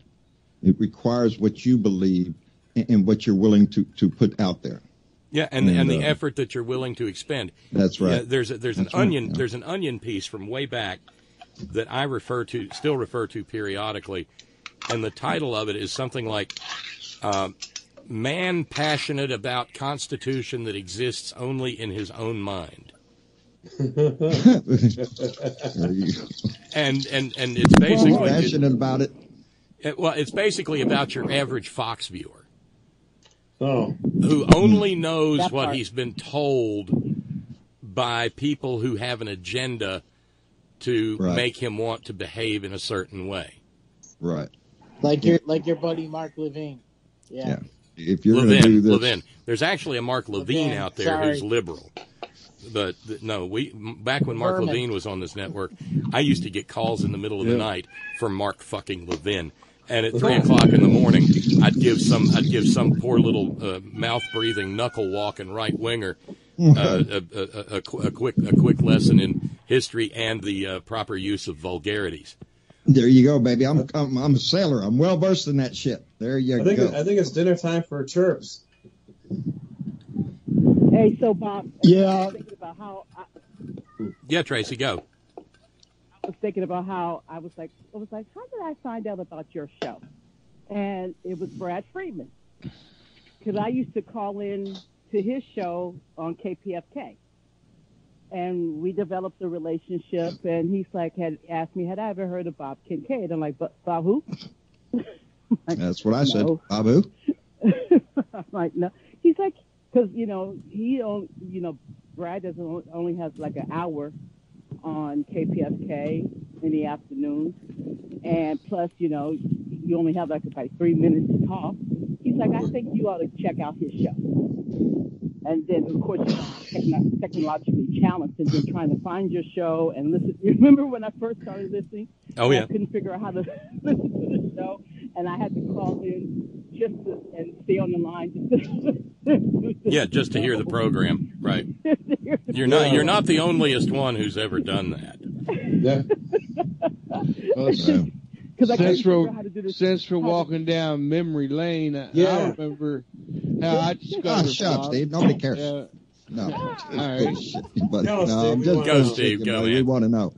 No, I was listening to Bob from the terrestrial days. I did a search during dial-up. It was probably through AOL, the 28 baud modem, Liberal Talk, and his name popped up on this long list, along with Mike Malloy, and Randy was on there, and it's a lot of cool people. But that was back during the terrestrial days. Yeah. But what I was trying to say, when I was listening earlier, because I was listening back and forth, and what Scott was saying about community and how people have affected, my life since I've been listening to the show, and how involved politically I've become, and just from my trials and tribulations, and when I would just disappear, and people would, when I came back, and people were like, "Thank God you're back, Tracy. How you doing, Tracy? We missed you, Tracy." And when I do call in, and the comments that people make, it lifts you up. Well, you turned me on to Mary Clayton, so you're okay in my book, man. Well, see, I found the same thing in my show that I saw here, and that is on Bob's show when I came on here. I recognized what a family sitting around on their couch having a discussion. It was just an open room with an open mic, and everybody could speak. And if you notice, Bob, I do a live show 3 days a week. And guess what? I do it exactly the same way. Well, open. Yeah, and we came up with this concept. Me and that mouse in my pocket, and because the genre is called talk radio. Give credit where credit's due. What? For the group this Friday on the. Well, yeah. What I was getting at is the fact that Steve. Yeah, what I was getting at, Sparky, is the concept of not talk radio but conversation radio. Conversation, baby. Because there's not a lot of information to be had out of hey Rush, I just love you out here in Busted Knuckle, and then Rush says that's enough about you, let's talk about me. Hey Sparky, are you out in the wind, buddy? My friends, yeah, somebody is. Yes. But no. I want to thank Sparky also for being the one that brought me to this station. Yeah, so, and see the thing. Duncan's good people, but he's surly. Once upon a time, we tried to do Friday on the Front Porch back when we had a very expensive telephone hybrid that Frontier would go on to fry, and we don't have anymore. But after this program and after Malloy, there would be a group conversation just like what's going on here, and Sparky moderated and hosted it. And after a while, it was like, hey, let's see if we can do this during the program. Right. Because we can, what an outstanding idea! Because we can get a lot more people. We can get a lot more people into the conversation, and the more people are talking, if we all are mindful and polite to each other, then a lot more ideas begin to circulate. Right. And Darlene sent a note just a few minutes ago. Subject line: and your families are highly supportive too. Agnes for Bob, Travis for John, behind every great liberal talk show host is family. And that's the truth. Right. And John, do me a favor, because I've had a couple of folks write in. I know there are multiple ways to get the program, but you go live on Facebook. You can't do live on YouTube for a little while yet, because you're. Are you still on YouTube, Jail? Until October 28th, I cannot go live on YouTube, and that really hurts. John, I get messages from them all the time. Are you okay? Do I need to mail you a package or anything? Yeah, I'm telling you, man, you might as well put it in the mail now. I got another month to go. And it has hurt us, but our family is hanging with them, because we upload the show directly after it goes off. We upload it, so our YouTube family gets to see it, immediately. But it's not live, and we miss their interaction on the chat. But yeah, and now I'm on Liker. Have you heard of that, Bob? No. Okay. No, me either. Omar Rivero, the guy that founded Occupy Democrats, sent me a message, and he said, John, I started this new platform, and it's like Facebook without a lot of advertising bullshit. You don't get no advertising. These are all posts by people that are on Liker, and it's just like Facebook. You can like something, you can comment on somebody, and he said, I think this platform would be good for you, and I joined it probably about 2 weeks ago. Do you pay $1, John? Or? No, you don't pay anything. There's one similar to that you pay $1, and that's it. That's all dude's asking. This is your free. own platform. Yeah. You can download it on one of your app stores or whatever. There, just go. And it's spelled LIKER.com, or just app store, just Liker. And make a page. Speaking of censorship, also, I was going to say, speaking of censorship, did you know that your senator and a couple of others, Republican senators, wrote a letter to Mark Zuckerberg to have a fact-checked about an abortion tweet taken down, I'm sorry, not tweet, a fact-check about abortion post from one of that woman, that crazy-ass woman who's all pro-life or whatever, and spreads misinformation and propaganda, and another pro-choice group fact-checked it and put a fact-check on it, and Ted Cruz and a couple other senators wrote Mark Zuckerberg, and guess what they did? They did it. They took it down. Sure, and there was other Facebook news out there from earlier this week. Facebook will no longer fact-check political speech. That's pitiful. They can fact-check my ass all day long. Which means that we're right back to 2016 again, and we'll be flooded with Donald Trump endorsed by Pope. But John, straight from the Vatican. If people want to catch you live, the best thing to do is either Liker or go to Facebook. Not on Liker yet. I should have spoke up. The only place you can see me live right now is on Facebook on my page, John Berdeveau. Or on Periscope. Twitter has Periscope. Right. So if you go to at Blue Dot in Texas on Twitter, and you have Periscope, I'm live on that. A lot of our YouTube family has come over there so they can be with us there. But on October 28th, we'll be able to go back live on YouTube. And Liker is currently working. It's a new startup and a new platform, but it's got just about everything going. But I'm not able to post live yet. That's still a feature that they're working on, and we'll have in a few months. So I'm looking forward to that. But it's wherever we can get the voice out. Hey, John, I just got a Facebook alert that the necrotic nectarines IQ latest test results came back. It's 255. Well, absolutely. Yeah. Hey, I'm lost there. I've got a couple funny golf stories I'd like to share. Well, yeah, please do. Yeah, we drove. We traveled at night. We got there late Sunday night to the La Quinta area, and one of the PGA West, golf courses or whatever. We stayed at a condo around, I think short of the sixth hole, one of the PGA golf courses, and it's like an Airbnb. It was owned by like the sister of one of the guys on my pool team and her husband. And, the combination was like a zip code. Okay. and we like tried to, get the combination, and it wouldn't work.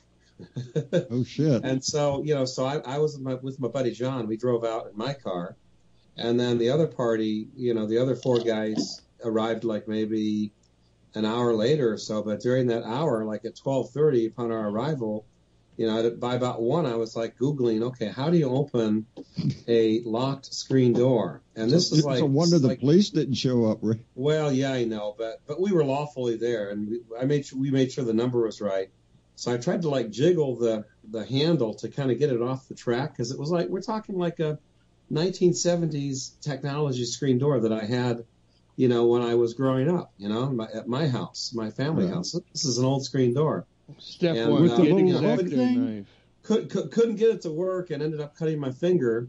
Then the rest of the party arrived, and we finally decided, okay, we're going to make the most of this. We're going to make, lemonade out of lemons. We got beer here. We're going to do whatever the hell we want. We're going to have a party. And then we decided at about 3 a.m., okay, we're kind of bored now. Let's go and use, one of the greens at the, adjacent golf course to putt. So we all went out there in the pitch black. Did you with say our music. 3 a.m.? I'm amazed no cops have shown up at this 3 a.m. And unfortunately the hole was in. Sleep or? We pulled the pin out and put put somebody's like a light in there to make it glow, so you could see the hole as you're trying to putt towards it. And we had a little putting contest out there on the green. Jesus, that's as 5 o'clock. That's as bad as way back when we would go and buy the orange golf balls. I hate orange golf balls. Oh, there you go. We'd go and buy the orange golf balls because we would sneak onto the golf course and play in foot-deep snow. Yep. Wow.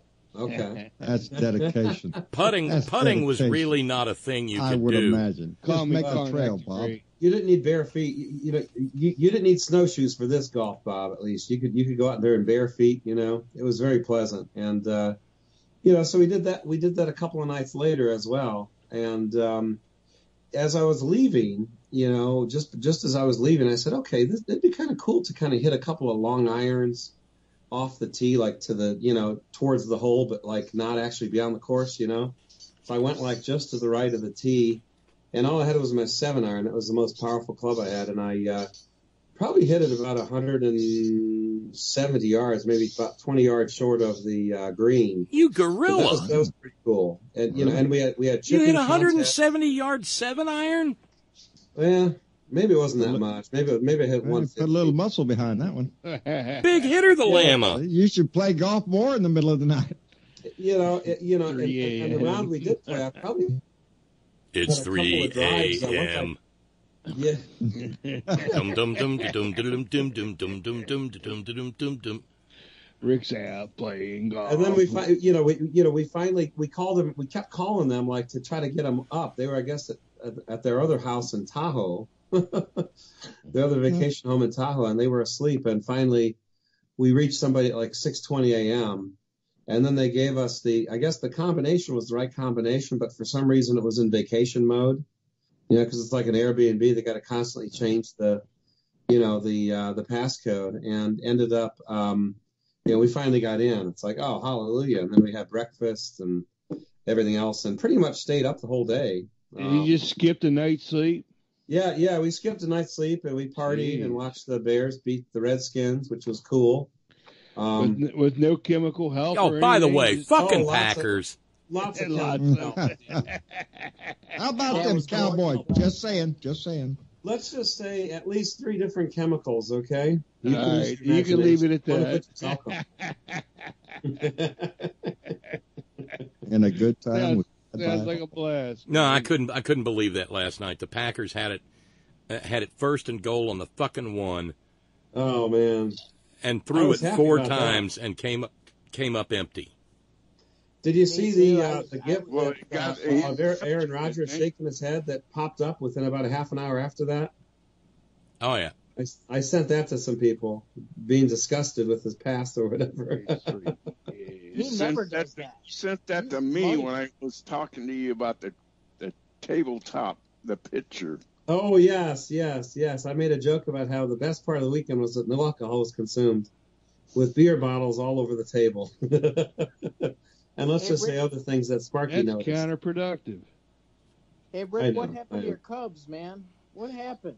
Well, what's going on, man? I'm hoping they lose their last 12 of the season, because all they have to do, if they can lose their last 3, they would go from, 82 and 68 in playoff position to like 82 and 80 for the year. Oh, my Braves have already clinched, so yeah, I'm sitting in the catbird seat. Yeah, Chris, but wait, but Steve, no, don't feel too good, because the Braves have already clinched, which means they've also already choked.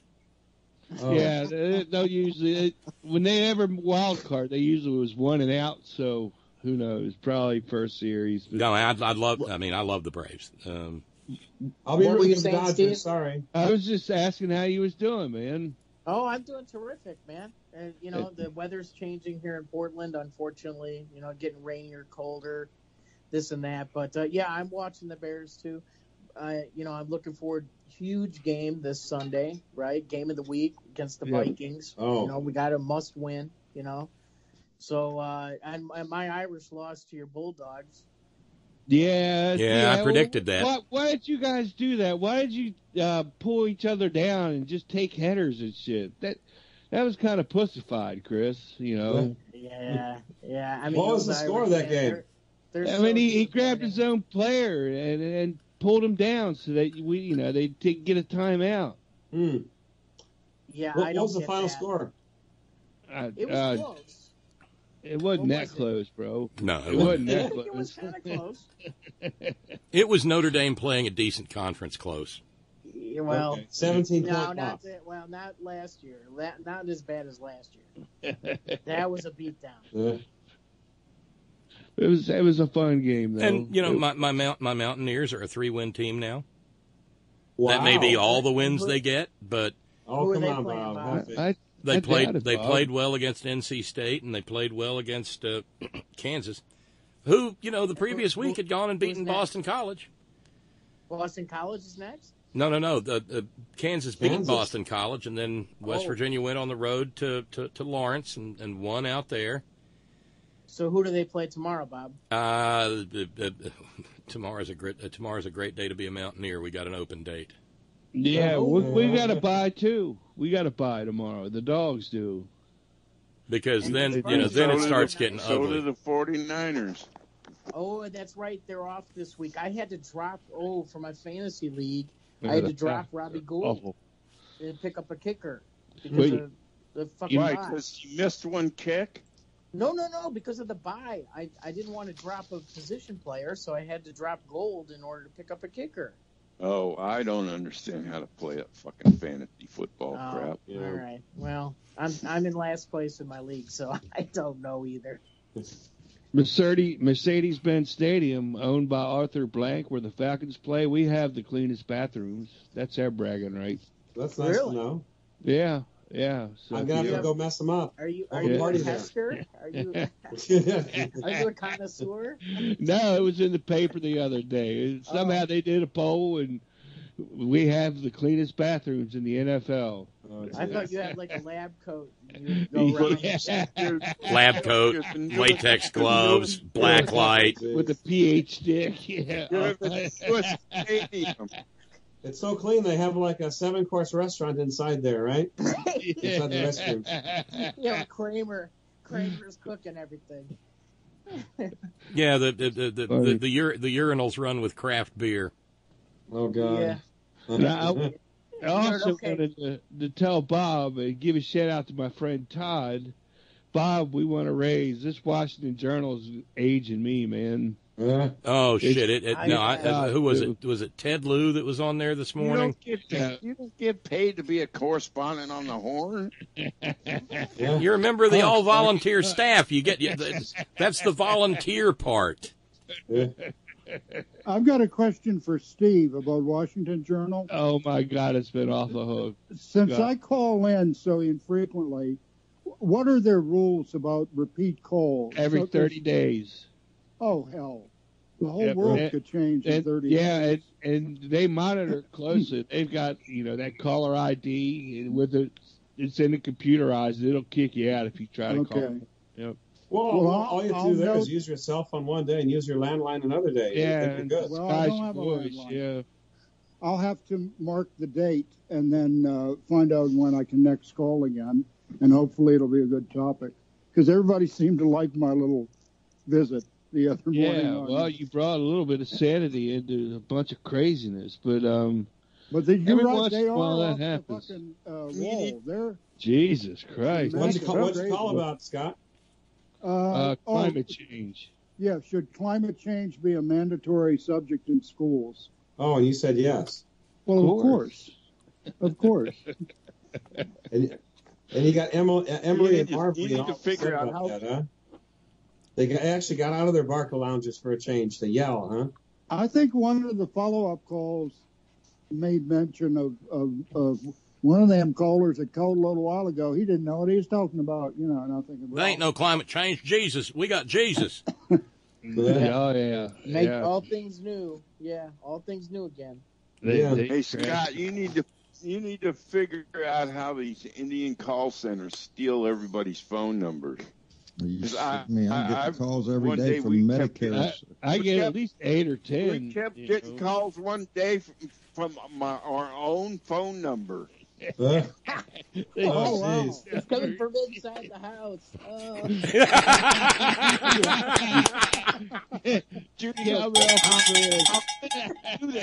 I don't. The call's coming from inside the house. It's gotten so bad that unless I recognize the number, I will not answer the phone. It's crazy, and it's shameful that things have gotten to that point. You know why it is that way? I found this out. No.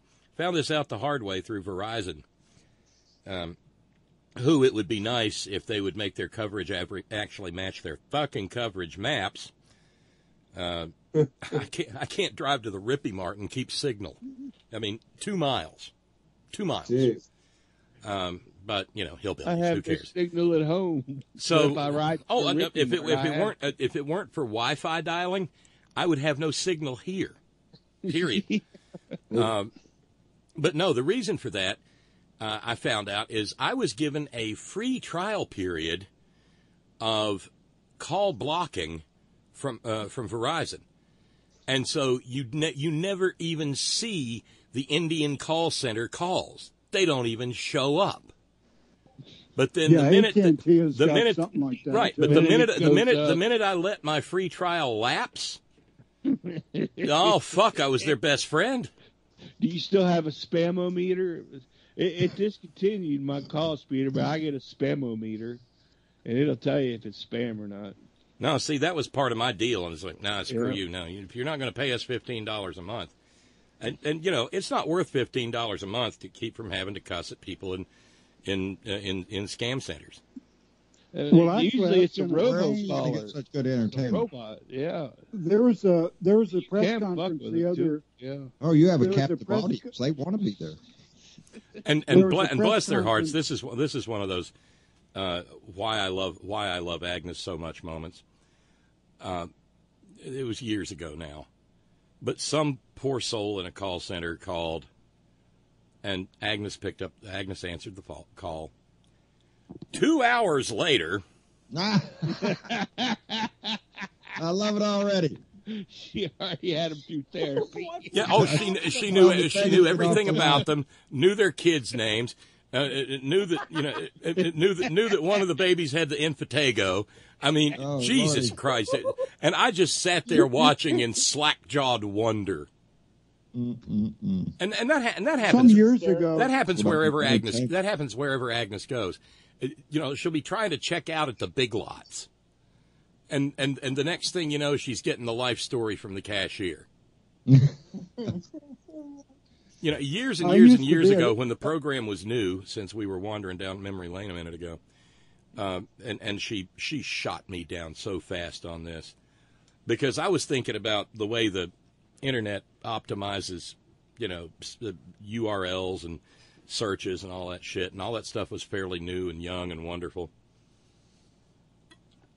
And we had another friend who has since moved away, another brilliant conversationalist, and there was one other woman, and I said, listen, what I want to do a women-only program. And I won't have anything to do with it. I'll just, I'll just push the buttons and I'll produce and y'all talk. But we're going to call it The Ladies' Room, Hot Girl on Girl Action. Boy, howdy. That'll get a few hits.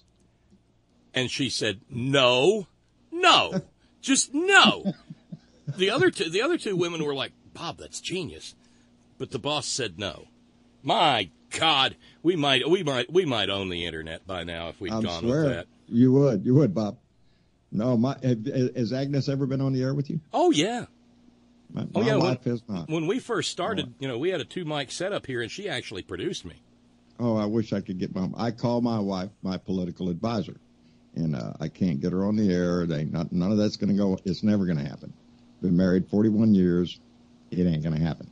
Well, at one point in time because what Agnes would do is she would take the calls, and then she'd open the mic and say, Bob, we have, and then the call would go on. But after a while, it was like everybody wanted to talk to Agnes. Well, of course. And so she'd take your ugly ass. Right. So she'd take the call. I'm over in the corner with my mic pointed away, and these cardioid polar patterns mean that you're not. But so she would scooch her chair over as far away from me as she could get, and she'd answer the call, and people just wanted to chat with Agnes. That's great. I was like, Bob. This program's going to die a painful death real quick. No, you're going to be the one going, hello, this is Agnes's show today. You'd be producing Agnes, Bob. Yeah, but there was a lot more women in the chat room back then. Yeah. It could have been called the Bobbernet by now, Bob, if you'd have played your cards right. Yeah, well, see, exactly. And hey, not to be a total downer, but there's something that needs mentioning before we head out the door, and there's not that much program left. But it's one of those attention must be paid moments. We lost a patriot today. I don't know if y'all saw this. I did. You go back to the dim and misty days of 2002, and in the fevered run up to the filthy, dirty, criminal, illegal, nasty war, Bush at war against the innocent people of Iraq, the CIA tapped a former ambassador by the name of Joe Wilson. Yes, I did. To go to Niger in Africa and investigate whether or not uranium yellowcake from Niger was being transferred to Iraq in the 1990s and up into the aughts. And in January 2003, dim leader said, the British government has learned that Saddam Hussein recently sought significant quantities of uranium from Africa. And Joe Wilson had already been to Africa and come back and found nothing of the sort, found out that was an entirely pathetic tissue of lies. And on July the 6th, 2003, he penned an op-ed article in the New York Times, and it was called What I Didn't Find in Africa. And he said, if my information was deemed inaccurate, I understand, though I would be very interested to know why. If, however, the information was ignored because it did not fit certain preconceptions about Iraq, then a legitimate argument can be made that we went to war under false pretenses. And whoo-wee! Oh, didn't that piss off dim leader? And it pissed off Count Dicula. Yes, and Count Dicula took his revenge. And Count Dicula got his revenge. Robert Novak, who was a pathetic piece of shit, immediately wrote a column and outed Joe Wilson's wife, Valerie Plame, as a CIA operative. and burned her in the middle of her work. I hope she wins the Senate in Arizona. Oh, God, don't Hillary I? Clinton. Yep. And run her career. Let's hope she wins, baby. Congress in New Mexico. Yeah, New Mexico. She's running for Congress. Oh, I in thought New it was Mexico. Arizona. Yeah. I'm sorry. I'm sorry. If you haven't seen her commercial on YouTube, just Google it. I mean, it is awesome. Yeah, I've seen that. It's powerful. She does with that Camaro. And so they investigated the leak of Valerie Plame's identity, and the trail led back to one I. Lewis Scooter Libby. Oh, yeah. Who lied to reporters and committed obstruction of justice. Mm-hmm. Well, he was given a 30-month prison sentence, which Dim Leader commuted. Yep. And last year, Nitwit Nero gave him a full pardon. Yeah. It was a dirty, filthy, nasty piece of American history. But a patriot died today. And Joe Wilson was 69 years old. He died at home in Santa Fe, New Mexico. And he deserves a patriot's funeral, a hero's funeral. Yes, but, you know, we really need to not forget how dirty, how filthy, how ugly, how un-American that bloodthirsty rush to war was. And all because in the infamous words of Dim Leader, he tried to kill my daddy. Yeah, I'm going to get him for that. I will never forgive their asses for that. Ever. Look at the Trumpster fire. I Right. mean, you see people trying that's to the only out rehabilitate. Yeah, you see the rehabilitation of Bush, of W, and Yeah. that regime through the sheer, it's the magnitude, thousands of magnitude worse the Trumpster Oh, fire. W is giddy every day Donnie gets on Twitter. Yeah, W is happy about it And, because it takes him a little off that top list. Asa just alluded to something, and I'll bet you, I mean, Asa's kind of joking. He said, Joe Wilson didn't die, goddammit, he was executed. Because, you know, I guarantee you by next week, when I go to start sorting through my filthy lunatic shit for Wednesday, I'll find one of these assholes like Mark Taylor, the firefighter prophet, who will declare that Q had Joe Wilson executed. Is that guy still around, Q? Oh, yeah. I don't know. God, I despise him. Fuck I him, have man, to I get out of the despise deep him. state every once in a while. Yeah. What has Q been up to lately? I'd like to know. Oh, well, he's Killing going Joe to, Wilson? as of this past week, Q is going to have Barack Obama executed, and Barack Obama is going to try to avoid it by saying that he really is a Kenyan. Oh, he's going to come out. That's Oh, good there to you know. go. Yeah. I'll The be truth looking will for come that. out then, at least. Yeah. We'll see the real birth certificate and all that shit. Yeah, Jesus God. Whacked. Yep, they're out there, baby. Flat earthers. They're ignorant. They're all over the place. Yeah. It's just I it's hope sad. you're right. You're only 30% of the electorate. I hope you're right. They are. Did you see? Well, did you there's see Barack no Obama, way. Greta do a terrorist fist bump? What do you expect Well, from a man that would wear a tan suit? and Have you seen his wife? and his wife with her sleeveless Yeah. dress. Oh, my God. Can you imagine that? It Disgraced defies, our house. it defies logic. There's no way that the Earth could be flat, because if the Earth were flat, all of the cats would have knocked everything off the edge. by Yeah, now. I think they got. I have a photograph of that to prove it, Scott. There you go. I rest my case. There you go. They're still out there, baby. Oh, and We by had the one way, of our- I ran across one other thing, and it bears mentioning on the way out the door again. I saw a story today about an interview with bankers. You know, that was the term, bankers. And I remember the Great Recession enough to remember back when we called them banksters. Mm-hmm. And man, they haven't learned a goddamn thing, because you got them running around now, and I think it was a CNBC interview or something like that. But the reporter claiming that bankers are talking to him, saying that they will give money to Donald Trump if Elizabeth Warren is the nominee. Oh, God. because she's saying she wants an economy that works for everybody, not just Wall Street. And so, whoever these un-American scumbags are, these banksters, we need to it'd be A, good to find out who they are, but B, we need to understand that these fuckers are announcing that they will support a criminal president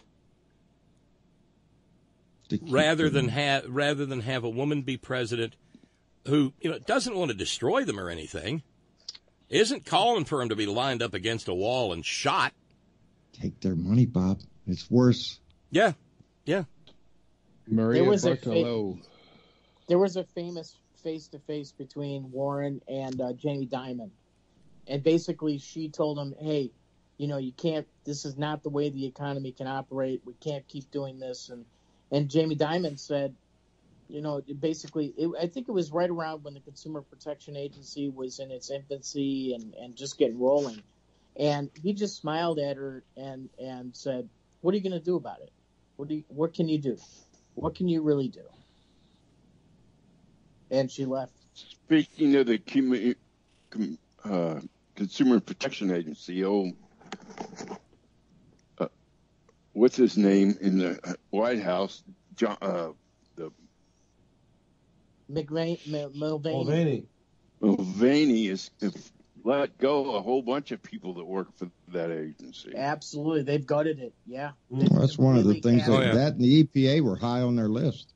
These are regulations that get in the way of people making money. It was working great. It was doing exactly what it was supposed to do. It was working phenomenally. And but it worked too well. Money from the bankers. They had to kill it. Working too well. Well, and the story I read, and this is kind of the punchline, if that's what you call it, is that it had a quote from Joe Biden speaking to a bunch of wealthy donors, I guess, not last night or night before, where he said to them, well, you're not going to get a tax cut under me. ... But no punishment. See, Joe Biden views actually trying to level the playing field for working Americans as punishing the money. And I'm not trying to trash Joe, but it's hard to look at that and feel like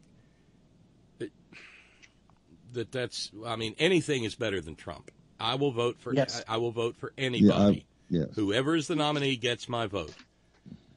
But the signal that Biden was sending, though, Bob, is that there's not going to be a tax cut, but there's also not going to be any take back of that tax cut either. Right. So we're going to keep things the same, and the tax cuts are good for I think 5 years for individuals, and 10 years for businesses or something like that. Yeah, let's fix that. If you guys are neoliberal shills, that's all I gotta say. No, I'm kidding. Neoliberal establishment shills. Goddamn Debbie Wasserman Schultz. Dude, that shit's still going on. Oh, yeah, it is. Yeah, it is. It wasn't 2 weeks ago that I read a Democrats Need to Stay Home in 2020 article by some member of the Sparkle Fart Powered Unicorn Cavalry Purity Patrol. They can kiss my ass, too. Is Pizzagate still hot? Does anyone know? I'm still Bob, what a way to end my beer and bud Friday, buddy. I appreciate it. I ain't got no beer and I ain't got no bud, so buddy, I got a family out there that supply me all the time with it. Of the beer. I did. Yes, I just got some beer from Massachusetts, and then I got a selection of beers from a Texan here up in the Hill Country that sent me a nice selection of locally brewed. I do have to say, and I know it's not a craft beer or anything technically, but I genuinely like and enjoy an ice cold Shiner on tap. Oh, man. Shiner Bock, it's a good beer. There's a restaurant. It is a good beer. There's a restaurant in D.C. That's on the house side, and it's just down the hill from the House office buildings. It happens to be one of the few places that Paul Ryan ever actually worked a real job. He was a waiter there once. It's called. You ought to see Shiner. It ain't much, Bob. It's called. Well, it it's called with that crab cake you had, my friend. Yeah, it's called Tortilla Coast, and they've always got a couple of different styles of Shiner on tap. And I can tell you, after you've walked about 15 miles in the halls of the house office buildings, one of those before you head home is mighty fine. Mighty fine. Well, you know, on my show every Friday is Beer and Bud Friday. That's when we get the beer on the ice, Bud in the bowl. If you're so inclined, and if you're in a legal area, well then, you know, get ready. It's the weekend. It's time to relax. Yeah. I might have to. That's what we do. I got a link from Randy in PA earlier for some grilling tools that have like LED lights built onto them. You need that, Bob. I need that. Because I'm thinking now it's done. It's going to get dark earlier. It's got dark here in the hills by now. Winter is coming, Bob. Oh, Winter I know. Is coming. You have no idea. It scares the shit out of me. Yeah, I know. I get so sick of freezing here. Down and in we the 50s. It chills the me. The rain is going to suck in LA, Bob. I tell you, you know. You grilled a crab cake. Everyone in Baltimore is wincing right now. Why? What did I do wrong? Nothing. It was just you're supposed to fry them. Well, that's what I did. I hotted up the griddle, put some butter on it. I mean, what do you deep fry them? Yes. Oh, yeah. Steve? Yeah, yes, Scott. I've never had a deep fried crab cake. Oh, you gave Bob an inspiration. All of mine have been pan fried. Pan fried, flipped over. Bob mentioned, I think the other day, that you're originally from Baltimore, which I never knew. Is that right? Yes, sir. When did you leave the Baltimore area? Around 1982, right around the time the Colts did, when they shanghaied and skunked out in the middle of the night. It was that same time frame. Yeah, it was just coincidence. The reason I ask, on the land side, not the beach side, but the land side of the Bay Bridge in Annapolis going over to the Eastern Shore, there used to be a place called Bush, B-U-S-C-H, Crab House. And they had, without a doubt, the best fucking Maryland crab cakes I've ever had. Those things were approaching 3 inches thick, maybe 2.5 inches. God, I have to wait till the end of the show for the food porn. Oh, y'all are making me hungry. I couldn't have made it all 3 hours if we'd done this earlier, John. There's no shiny honey in here, so we made it through a good night, buddy. Well, there's a place called Schultz's Crab House on Old Eastern Avenue, and I know what you're talking about, but Schultz's beat them all, man. Really? Their crab cakes were the size of softballs, and they were deep fried. It was all back thin meat, very little filler. Yeah. My gosh, man. Yeah, well, that's how Bush's was, and I'm telling you. Oh my. Well, I've heard that the Chesapeake Bay is a disaster area. That blue crab is having a real tough time. I think. I just had a dozen flown in Wednesday, and they were all paperweights. They were real light, and I had them call and complain. They're going to send me another dozen tomorrow, so we'll see. Wow. I can't tell you the last time I had a big table full of Maryland crabs. Jesus. And they're only good if you eat them. Don't use a paper tablecloth. Use newspaper. It adds something. Yeah. It adds something to the experience. Yep. Oh, mercy. Corn or just anything else you want down in there with it. Yep.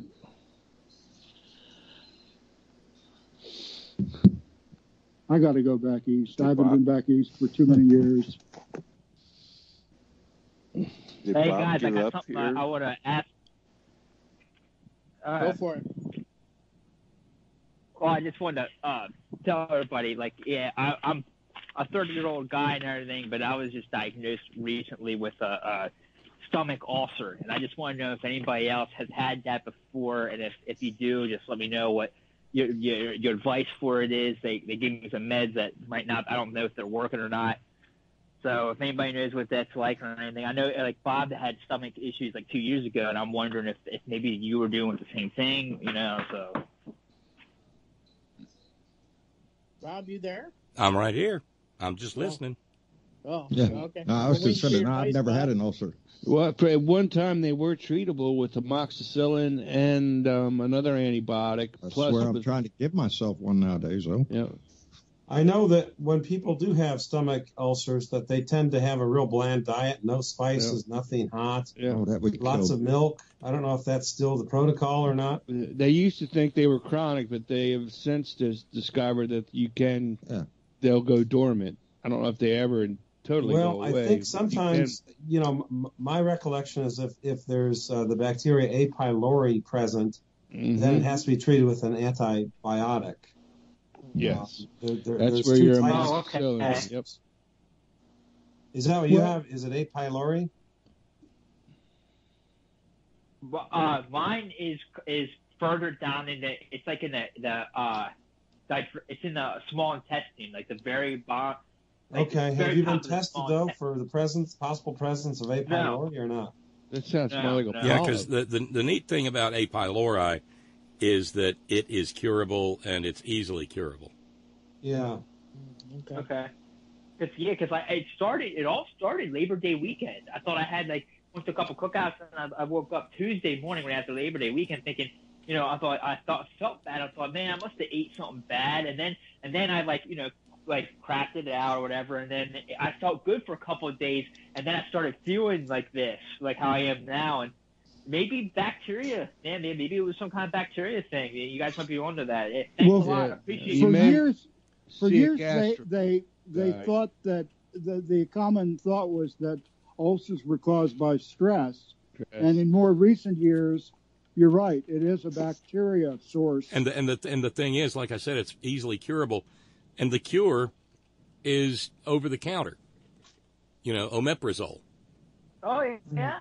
Yeah. Omeprazole.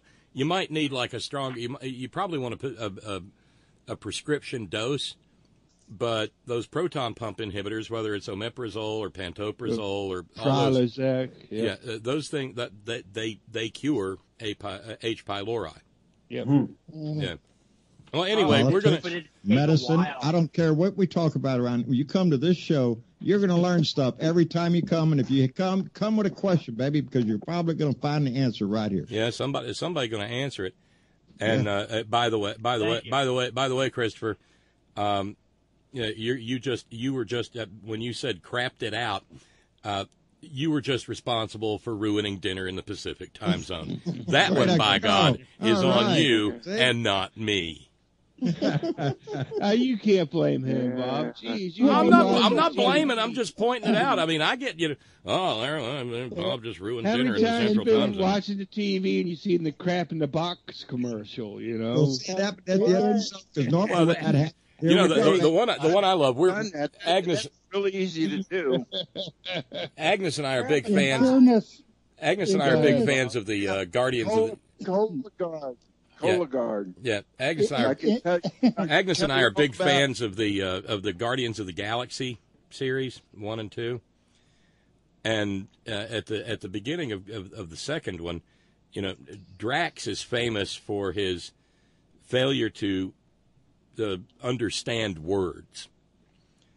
And so at the beginning of Guardians of the Galaxy 2, there's talk of annulary batteries, which he translates as harbulary batteries. And there's an exchange about how it's not even remotely close to what the word is. But now there's some drug out there, and we see the ad for it every morning during our filthy little morning habit.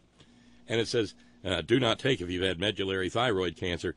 And the inside joke now is that Agnes and I look at each other, and we go, what? Harbulary thyroid cancer? Yeah. Jesus, these drug ads. In fairness to Chris, to crap something out is a perfectly legitimate expression, and I think the American body politic will need to do that with Mr. Trump come November 2020. It's a colon blow of epic proportions. Yeah, we need your sample. We need a big dose of political. You can learn metaphors here. Yeah, come November of 2020, and the quadrennial one-question national IQ test. America needs a great big dose of political castor oil. Yeah. My God. crap it out. Absolutely. The toilets across the country are going to be overflowing, right? Hopefully. And every spring, the toilets explode. All right, we got to get out of here. We're over time. But, man, it's been a fun conversation this evening. Thank you so much, everybody.